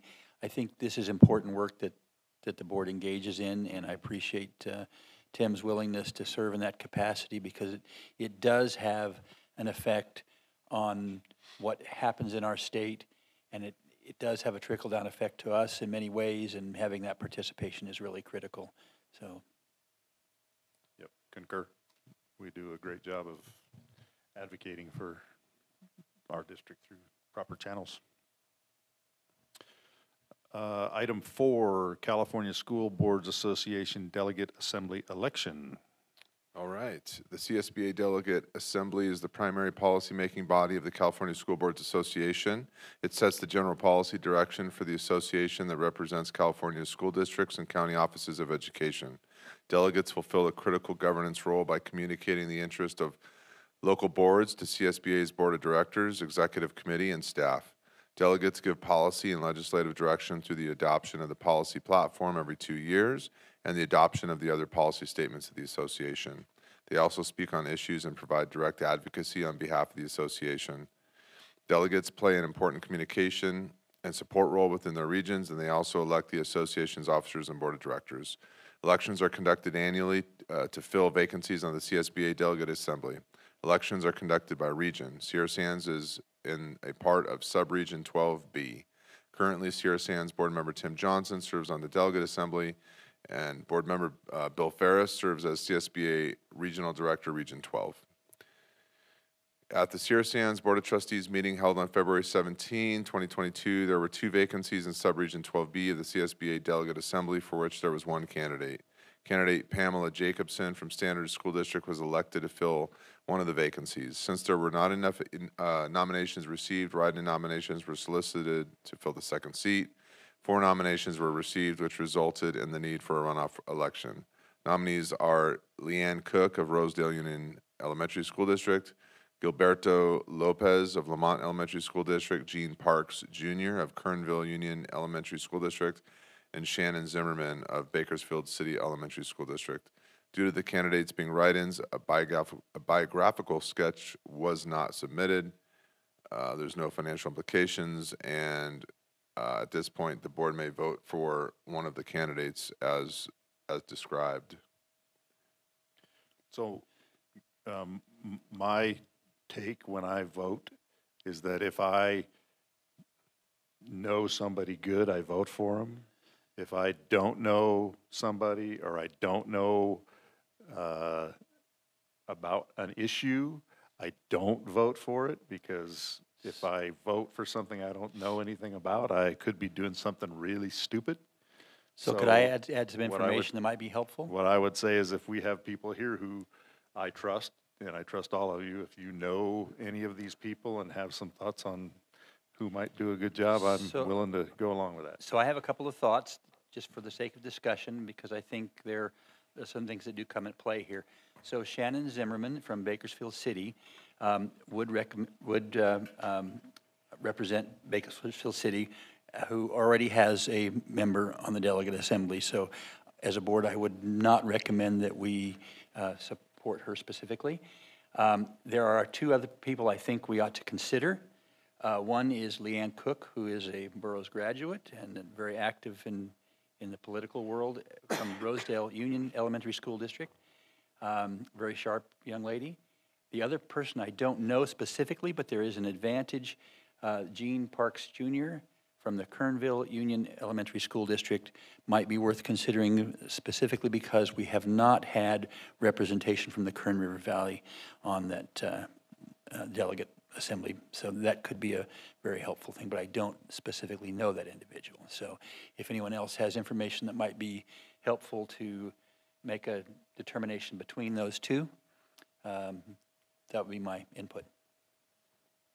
I was thinking the same thing, because, I mean, Bakersfield City's they've had multiple people on the board forever, so it'd be nice to have another district get inputs from other parts of our county. So, and I personally recommend Leanne Cook. Yeah. So. Any other thoughts, gentlemen?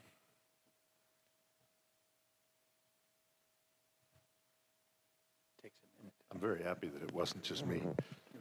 Leanne's the only name I recognize. I don't recognize the name of the Kernville member, so I would go with who I know. Yeah, I think that, so I would move we support Leanne Cook. That's what I was hoping for. Yeah, great. I mean, it'd be great to have Kernville representation, but without knowing the individual, we don't know. You know, I would assume they would represent well, but I don't want to assume. So I'm in favor of that as well. We have to work with them for 2 years, so All right, any other questions or comments? Are we good? We will vote. Do we have to do this by roll call, or No. we can just? Since we're all here. All those in favor say aye. Aye. Any opposed? It's unanimous. The reason I asked is that when we vote for other positions on the board, we do a roll call vote, even if we're all here. So, but I think we did that appropriately. Let's see, item 5, discussion and review of board governance procedures.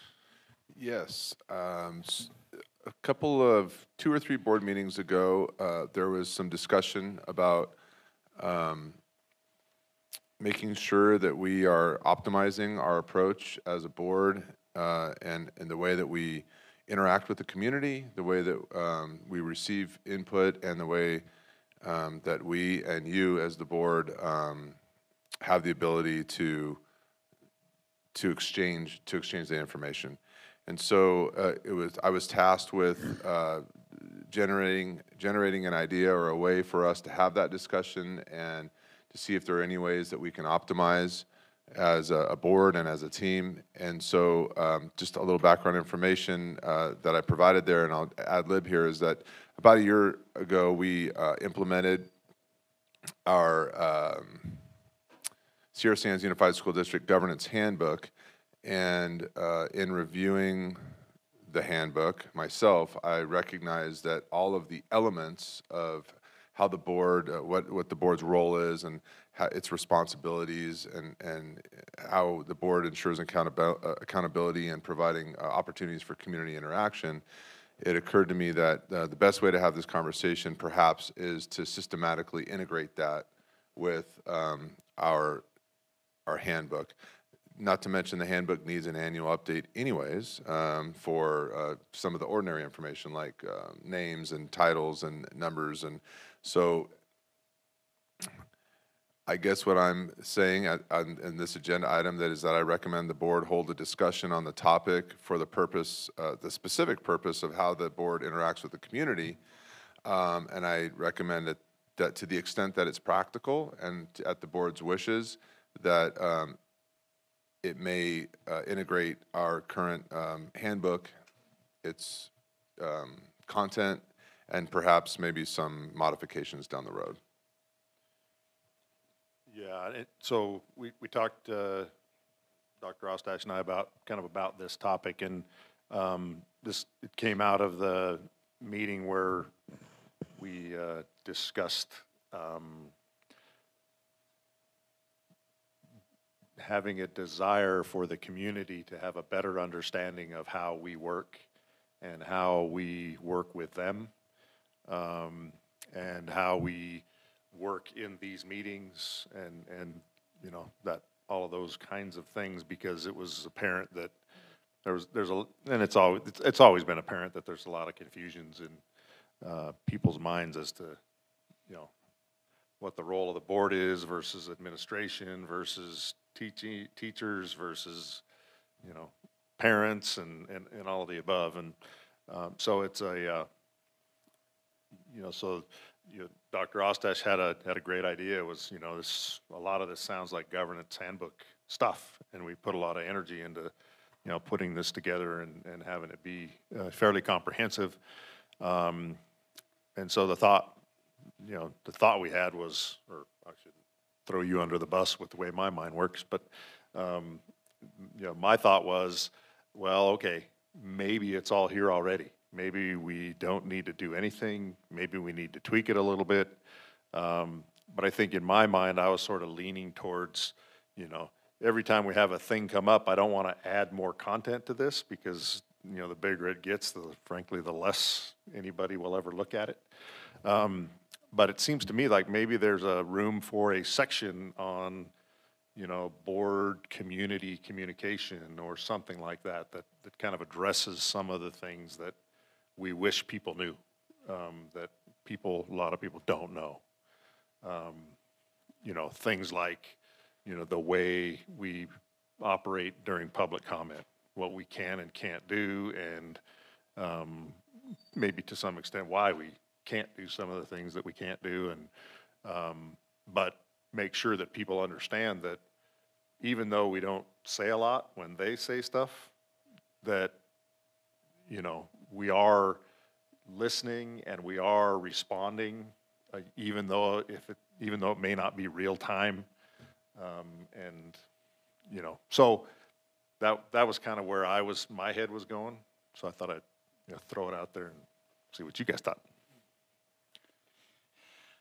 So first of all, I think it is helpful to review the handbook. I think for me it was a good practice to go into it, open it up, go through it and read it line by line, just like we decided to have our goals in front of us every meeting. I think the same effect happens. We know basically what it is, but it just doesn't hurt to be reminded. And one of the elements in there, I don't know, I think certainly we would want to think carefully about what kind of addition we might make, because I do think it, you can just add on and add on until it's not a document reviewed. And there is a specific element in the handbook that talks about the responsibility of the board to solicit and encourage participation from our community, and the solicitation of varying ideas and perspectives so that we can really have a full consideration when we come to conclusions. So it is there, but I think it certainly is a powerful exercise to see that we look at it and remind ourselves of what it is and how clear it is. And like Dr. Ostash says, there's actually also an element in there about what board members should know, which ought to be updated annually. So I think that process would allow for both those things to happen. And then if at some point in time we feel like that there's an element lacking, it certainly wouldn't hurt to have that discussion. At this point, I was comfortable with what I read. I feel like the basis of important principles are all there, and concise enough that I think it keeps us on task. So I'm really encouraged by what we did in putting that in place. And I think it's smart to make sure we put it in front of us on occasion to remind us of what our jobs are. Dr. Howe?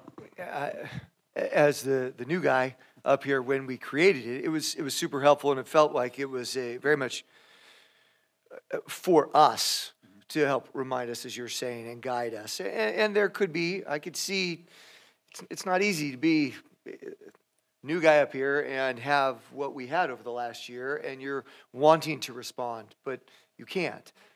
To be able to outline that more could be helpful. I happen to have years of watching board meetings, so I didn't necessarily struggle with that, but I could see that the purpose of the document, that could be valuable to add that in.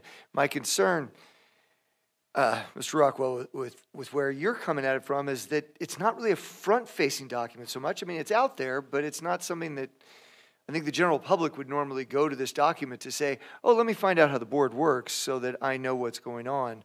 I don't know that it meets that goal that was part of our discussion. How do we let the public know what to expect when they come up?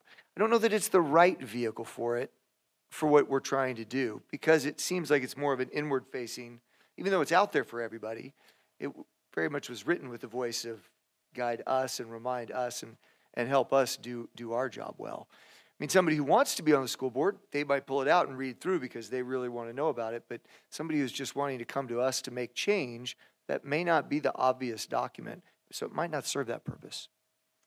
Yeah, I think you talked about the way we work, and the majority of us have masters in governance. We understand it. That's a great tool for us. But educating the public why we can't give them information on, teacher discipline or something like that, some of those legalities that we have to deal with, I think is some of the stuff we need to get to them of it's not the way we work, it's why we have to work the way we do. So, yeah, I agree with Dr. Houck said about probably not the right vehicle. it's an interesting task to come But up I- and, but I- and because some of the people that we want to, that have those questions and we want to impart that information might not be here or might not be watching. You know, they only show up on certain nights when there's something that piques their interest or they've got a concern about, so.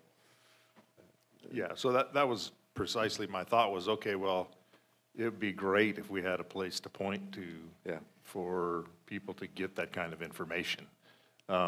And, you know, the reason we kind of hit on the governance handbook as a place is it's sort of, it already is a document that describes, you know, what the board's function is and what the individual trustee's function is. And so if we added you know, this is how the board interacts with the community to it, it sort of was a thing that might fit that, again, if people had concerns or questions about how things are operating, you could say, hey, here's the document, take a look, and it's there.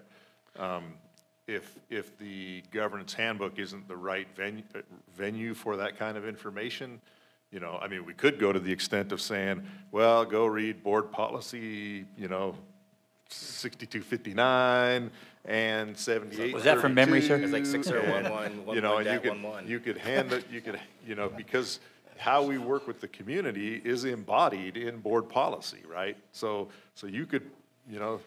Then they have to read the Brown Act, and they have to read a bunch of yeah, other we stuff could all too. write I mean, down, you know, the 6 different board policies that are relevant to what we're trying to do, but that didn't seem very efficient either. It So- doesn't seem very fair, in fact. Yeah, that'd be cruel, But yeah. it could be something that, I mean, on the district website, there's a place where you click on school board. You can read about each of us. You can get the agendas.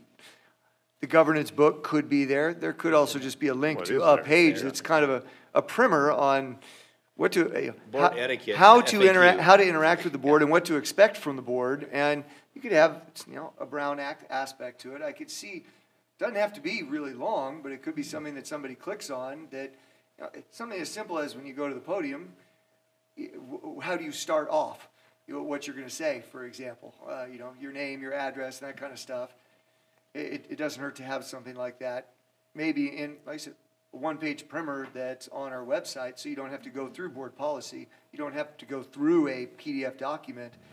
That could be an idea of a way to put that out there. Almost like a Q&A on a customer, no matter what type of a site you're on, you know, how do you make an appointment to do this? Yeah. Or how do you, you know, like, how do you address the board, do you public comment? communicate How do you, yeah, with just some basic answers, because there's so many different scenarios that get in gray areas. You can't give an answer for every specific issue that we might deal with. Sure.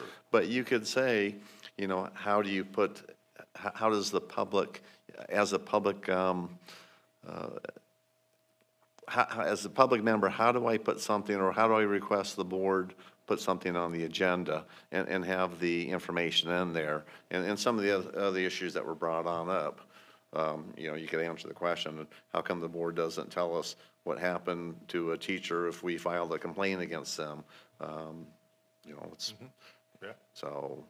You know, it makes me think back to in December when we were at our conference, and there was a push about how do you get your community more involved in the school board, and if we've got something front-facing that has an inviting tone to it. We want you to come to our meeting. We'd like you to come and talk to us. This is your guide on how to go about doing that. I think that it could fall in line with something like that almost could be exemplary for other districts. I know certainly another district I was in didn't have anything like that, and I think it could be helpful. And it's a different vehicle that could be alongside, parallel our governance document. Yeah, and for me, I'm not beholden on any idea, just a matter, but I am pretty motivated to get something else out there that is helpful. I like that idea, like an FAQ type thing. Yeah. So exactly. I guess what comes to my mind is part of the struggle is, you know, man on the street doesn't necessarily know what the structure of a school district is and how to, and so what we're really talking about in most cases is if someone says, how do I get my concerns about our school district addressed? And many times, what comes to their mind first is take it to the school board. And that's really not where it should go anyway. So maybe if what we're envisioning really is a button, if you will, on our website that says, how do I share my concerns about the district? It could have elements, because there's some basic policies involved that say you go and try and address your issue at the lowest level possible. So it's, you go to your teacher, you go to your principal, or you bring it up the line as necessary to the superintendent. And it really doesn't come to the board until after it's gone through those processes, unless it is specifically a concern of the board itself, or the operations of the board. So if what we're thinking about is some kind of a directional kind of informational piece, that element I think would be important, so that you could say, and if it is a specific concern about the actions of the board, then this is the avenue for public comment or for a complaint against the district, or addressing an issue that's on an agenda. Then you would have time during this, whatever those are. But that to me makes more sense than something that's in our handbook. Right. And may direct, in my sense, it directs a lot of folks to the place where a problem can be solved, and sometimes very easily.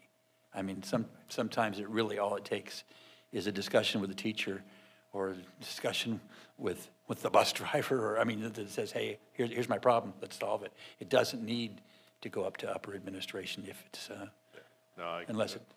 all good thoughts. So Dr. Ostash, you end up bearing the brunt of a lot of the communication challenges. But you've been very quiet here tonight. Do you have any thoughts that you would care to share with us? Well, I'm sure if we ask the principals in the audience here if our community knows how to approach them at their school sites to attempt to solve problems, they would say there's no problem, and that they know how to sufficiently request that problems be solved at the site. I'm not sure people out on TV can hear everybody laughing. I've never heard that I laugh too quietly. These are directional microphones, but you weren't the only one. You were the only one we could hear, but you weren't the only one laughing. I think my best response would be that I've listened carefully. My quietness is because I've been listening carefully, and I think I would need to work with my team and maybe come back to you in short order with some ideas that you would find acceptable. Coming up with, because everything you're talking about all exists with our board policy, our administrative regulations, our operational literature that goes out to the school sites, the parent handbook, the student parent handbook.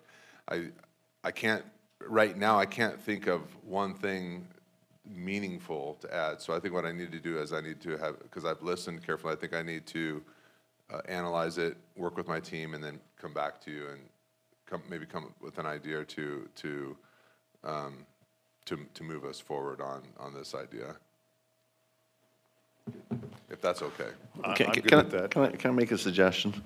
Why don't we look at some other districts and see if they've got the FAQ on their website and not reinvent the wheel? If they've got something on their site that we could plagiarize with how they've got some. You mean borrow? No, it's R&D. Rip off and duplicate. There you go. There you go. It's public information, and if we can maybe might save us a bunch of work. Okay, I'd be happy to do that. If I get some time, I'll look at a couple districts too. So then also I'll look at the CSBA website. CSBA may actually have a FAQ for interacting with the board already out there that's on some of their materials that they publish. So I can look through that too. Yeah, I did poke around on that a little bit, and I'm not sure I found anything. Yeah. But that could have been my issue with my tool set. So, Okay. Any other thoughts, comments from the public or anyone on the topic? You know, So to is me, a big part of the topic is for you, right? It's really, you know, we know how everything should work, and you know, that's all great, but we also understand, obviously, from this conversation that it's a challenge if you're not in this every day to, you know, understand how it really does work and how to be most effective in getting your, you know, concerns or kudos or whatever shared in the appropriate way. So, all right. No action to be taken, so. No action. We are gonna update you're just gonna do the administrative updates. That's with coming all for stuff, sure, okay? yes. I like the COVID section, there's much stuff in there, it's probably, hopefully OBE by now, but. Hopefully. Yeah. Yeah, I'll bring a full update at the next board meeting. Okay, thanks. Great. All right, well, thank you for that. Good conversation. Let's see, that takes us to item 10. 10.1, adoption of resolution 24-21-22, California Schools Healthy Air Plumbing and Efficiency Program Governing Body Resolution. Mr. Coit.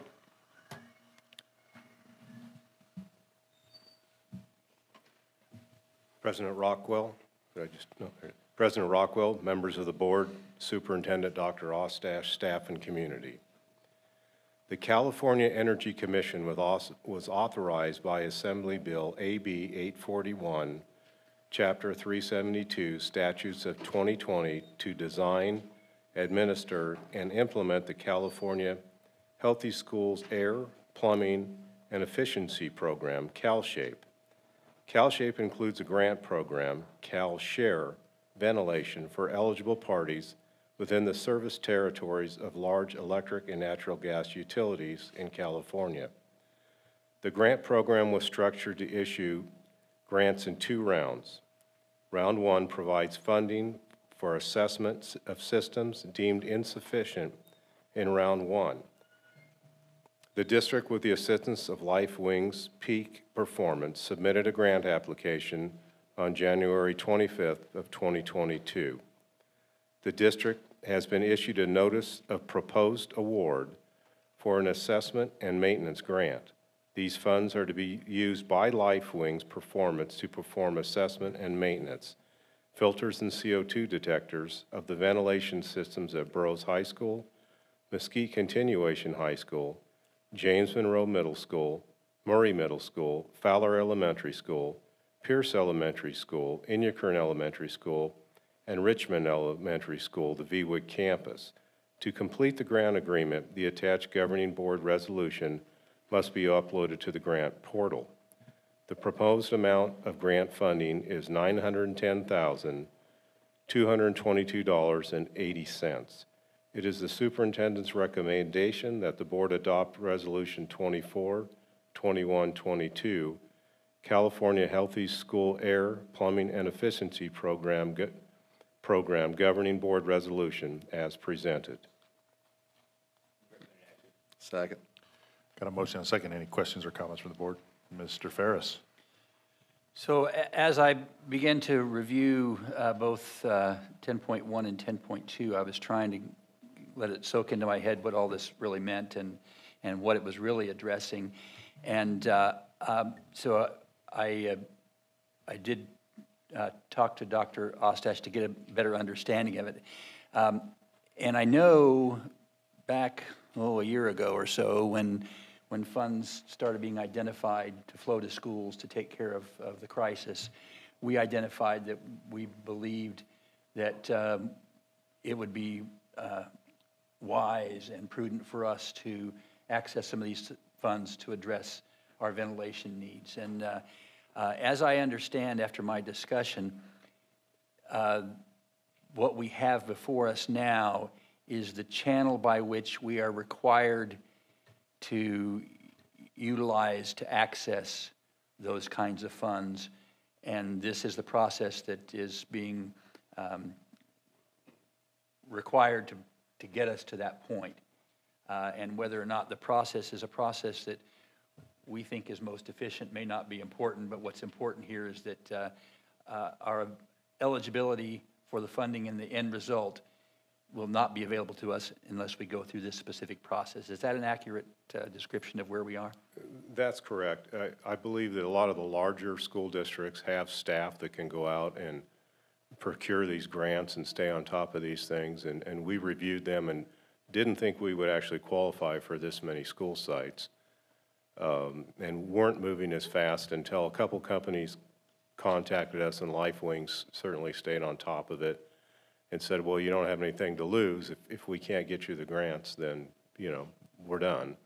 And so, you know, staff looked at that and decided to allow them to apply for the grants. Obviously, like with any state funding, it's a tax. You know, the bill enacted this surcharge on utility companies that the public pays. So our choice is to participate and get back what some of the folks in our community are paying, or it'll go to other districts that have the capability to manage these programs on their own. So I think that's the decision we're faced with right now. Whether it's the most efficient way, I struggle with that. Yeah, I get it. And as I was reading through it, I was trying to figure out how this makes sense. But then I've been involved in government long enough to know that making sense isn't always the key element, but it's what's necessary to get to the solution. And if that's the case, then I certainly support that we pursue this. Thank you for helping me make sure I understood that. Any other questions or comments? I just had one. You know, I know LifeWings get the fee. Do we know what is their fee that they're getting for doing this work for us? I looked through the whole proposal. I didn't see. It's bearing in the costs, especially as they do the performance reports and most of that. So just tack on to the labor rate for the actual Right. installing filters and suits. Yeah. Okay. Okay. It's that plus 10,000? Yeah, I was wondering how they're recouping their work. If I may add, I believe we're anticipating with AB 841 that there should be additional rounds of funding.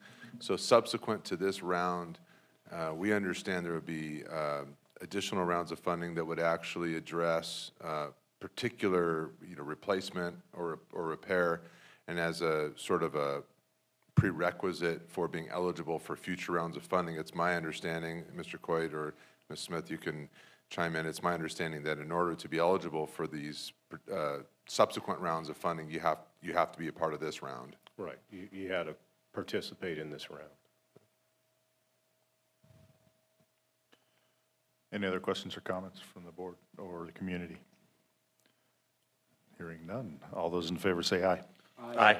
Any opposed? It's unanimous.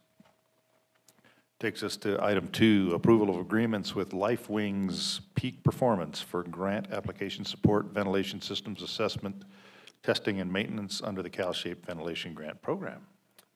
So for the background, I'd like to skip down to the last couple sentences in the first paragraph because the rest of it's a duplicate. To qualify for round 2 funding, a district must receive round 1 grant funding. LifeWings Peak Performance assists school districts with the grant application process, assessment and testing of existing ventilation systems, and routine maintenance of filters and CO2 monitors for existing systems. Move the recommended action. Second. Got a motion and a second. Any questions, comments? Already addressed.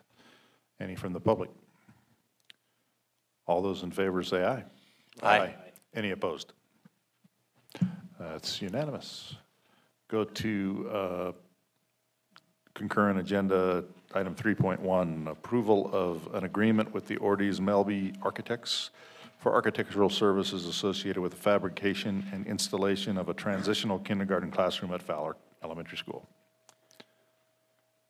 The full-day kindergarten facilities grant program was established by Assembly Bill 1808 in 2018 to provide funding for facilities necessary to support full-day kindergarten programs in California schools.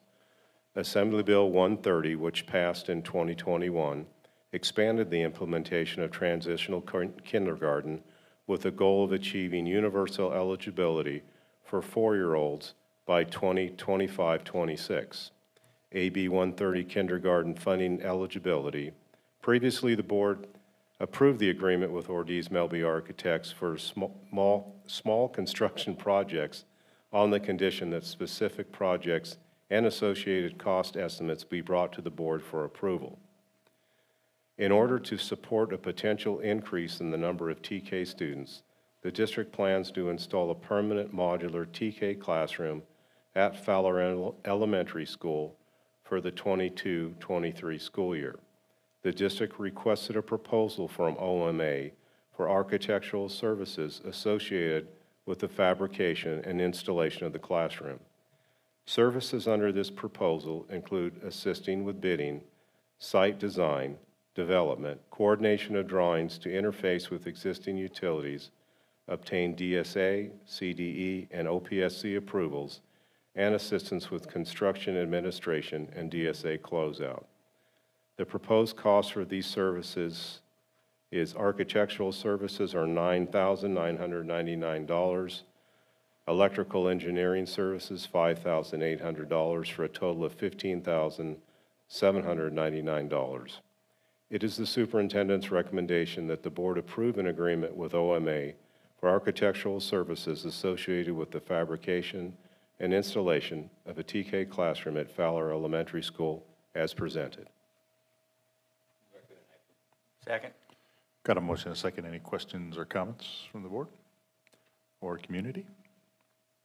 Seeing none, all those in favor say aye. Aye. Any opposed? It's unanimous. Thank you, Mr. Coit. That takes us to business administration. Item 1, adoption of resolution number 25-2122, intent to expand transitional kindergarten and authorizing projects and filing of applications for funding under the California Preschool Transitional Kindergarten and Full-Day Kindergarten Facilities Grant Program. Ms. Smith. Good evening, President Rockwell, members of the board, Superintendent Ostash, community, and staff. I'm going to skip the background because the background that Randy read is exactly the same. We are attempting to implement the universal TK program, and the district will be required to increase capacity at several elementary schools to accommodate that implementation. The district plans to apply for grant funding from the Office of Public School Construction to provide some additional funding for the additional facilities, and this resolution is required in order to apply for that grant funding. It is the superintendent's recommendation that the board adopt resolution number 25-2122 as presented. Second. Got a motion and a second. Any questions or comments from the board? Mr. Johnson. This last week, we sat on a CSBA at a county meeting talking about transitional kindergarten. So there's standby. There's lots of stuff coming. So there's going to be lots of actions like this in the future to get the program rolling. So, and I sent a brief to Dr. Ostash and that they can share with everybody that's kind of got those steps for the whole TK thing as it starts up. It's going to be a big effort. Thank you. Any questions or comments from the public? And all those in favor say aye. Aye. Any opposed? It's unanimous. Takes us to item 2, approval to purchase 17 ViewSonic viewboards from CDW. I said it slowly so you could get down here. Donnie, thank you. Second. I was going to ask Donnie to go back and adjust the sound. Wait, we can't hear it. We can't hear it. Yeah. I set it to the wide angle, so we don't have to worry about that. It's just another example of our cost efficiencies. Yeah. I'll second. We have a motion and a second. Any questions or comments? I just want to say, going back to, I've been doing some stuff at Tehachapi recently and seen some blue whiteboards that teachers still had to use at one point in time. Then you move up to projectors and then smart boards. We had Eno boards for a while. To move to big touchscreen monitors really is a big move forward, and I think I'm glad that we're able to go and make this happen, so thank you. Well, and this is making up for the ones we didn't buy during the modernization. So these are 17 classrooms that didn't get them first round. So they'll have the next gen of technology in their office. Everybody else can be jealous, the other teachers. We just make sure that nobody uses markers on them. Yeah. So we used to have that problem with smart boards. You'd go up and, oops, all of a sudden you can't do that. Right. Yeah, Sharpies are not good. Yeah, not so good. All right, any questions or comments from the public on this one? All right, all those in favor say aye. Aye. Any opposed? It's unanimous. And we've got, where's my? Where am I? Approval to purchase 2 Palo Alto Networks firewalls from Carasoft. Yes, sir. You walked all the way down here, you might as well Might read as well. one of these. Yep. So Sierra Sands Unified School District has been utilizing the Palo Alto Next Gen firewall appliances since the 2015-2016 school year, and it has proven to be reliable and effective firewall solution. In order to take advantage of updated security and throughput capabilities, it is necessary to upgrade the firewalls to the latest edition. The cost of the purchase of the 2 Palo Alto Next Gen firewall appliances is $96,598 and will be funded out of the general fund. It is the superintendent's recommendation to approve the purchase of 2 Palo Alto Next Gen firewall appliances as presented. Move the recommended action. Second. Got a motion and a second. Any questions or comments? I just had one. So as we put it in our private LTE network, will this handle that capability too? It's all going to the same firewall, right? Yeah, it will help kind of extend the capabilities of the private LTE as well, as we can take advantage of some of those throughput capabilities from upgrading. Any questions from the community? Seeing none, all those in favor say aye. Aye. Any opposed? It's unanimous. Thank you. All right, we will, thanks, Donnie. We will temporarily adjourn the board meeting of the Sierra Sands Unified School District, and we will call to order the Board of Directors meeting for the Inyo Kern Schools Financing Authority. Any changes to the agenda? No changes, but there is one action item there this evening. Well, there's 2, actually. Oh, maybe there's 2. Yes. Let's look and see. Oh, yeah. Yes, So, there are 2. One's the standing one. So, no changes to the agenda, that's good. Item 2 is the approval of the minutes of the regular meeting of March 10th, 2022. Any concerns with those minutes from anybody? Then those will stand. We'll go to item 3, general administration. 3.1, adoption of the Board of Directors meeting calendar for the 2022-23 school year. Move adoption. Second. We've got a motion and a second. Seeing there were a few comments on the. Oh, how? She said you were going too fast for her. Oh. Her pen's going. Yes, it is. We're in the home stretch, so we're trying to kick it into gear. So since there were no comments on the calendar earlier, I assume there are no comments here. So all those in favor say aye. Aye. Any opposed? That's unanimous. We will adjourn the Inyo Kern Schools Financing Authority Board and go to the consent calendar. When you say entire consent calendar, are you saying the? For both agendas? Both agendas? That's what he meant to say. Yes, that. That's what he meant to say. That's what I thought he said without saying it, so, yeah. All right. I do want to comment. I do think it's, again, exciting to see that along with our expanding our opportunities for our academic opportunities in school, we're also, again, moving into offering expanded experiential opportunities to our students to see other parts of the world and understand other cultures and have some real wonderful experiences. So I'm glad we're having that coming back before us. Yeah, and for those that don't have the agenda in front of them, Mr. Ferris is referring to what was mentioned earlier, which is the high school robotics team going to a competition in Dallas, Texas in May. And if we approve the consent calendar, the Burroughs High School Band, Choir, and Orchestra will attend an out-of-state performance in Hawaii in December. So, all good stuff. And if they need chaperones, I think I've been doing this job for over 30 years, and that offer almost comes up every time we talk about going to Hawaii. I don't understand it. Yeah, but no one's ever called you, have they? No, I've been sitting by the phone too. So, yeah. All right. We have a motion and a second on the consent calendar. All those in favor say aye. Aye. Any opposed? It is unanimous. Item 14, future agenda. Any topics on anybody's mind? Yeah, shorter agendas. Shorter agendas, yeah, I'll take that. I guess we had discussed it, have we already discussed about a future agenda item regarding travel policy? For everybody. For everybody, yeah. Yeah. Oh. Yeah, I mean, I thought we maybe had, because every time we look at a. Individually, but we haven't actually brought up as a board. Yeah, so I'm just kind of curious, because, yeah, so it seems like the travel policy as it stands is archaic, onerous, and, you know, really not very fair. I mean, to think that you have to go to Washington DC and you get $50 for food for all day.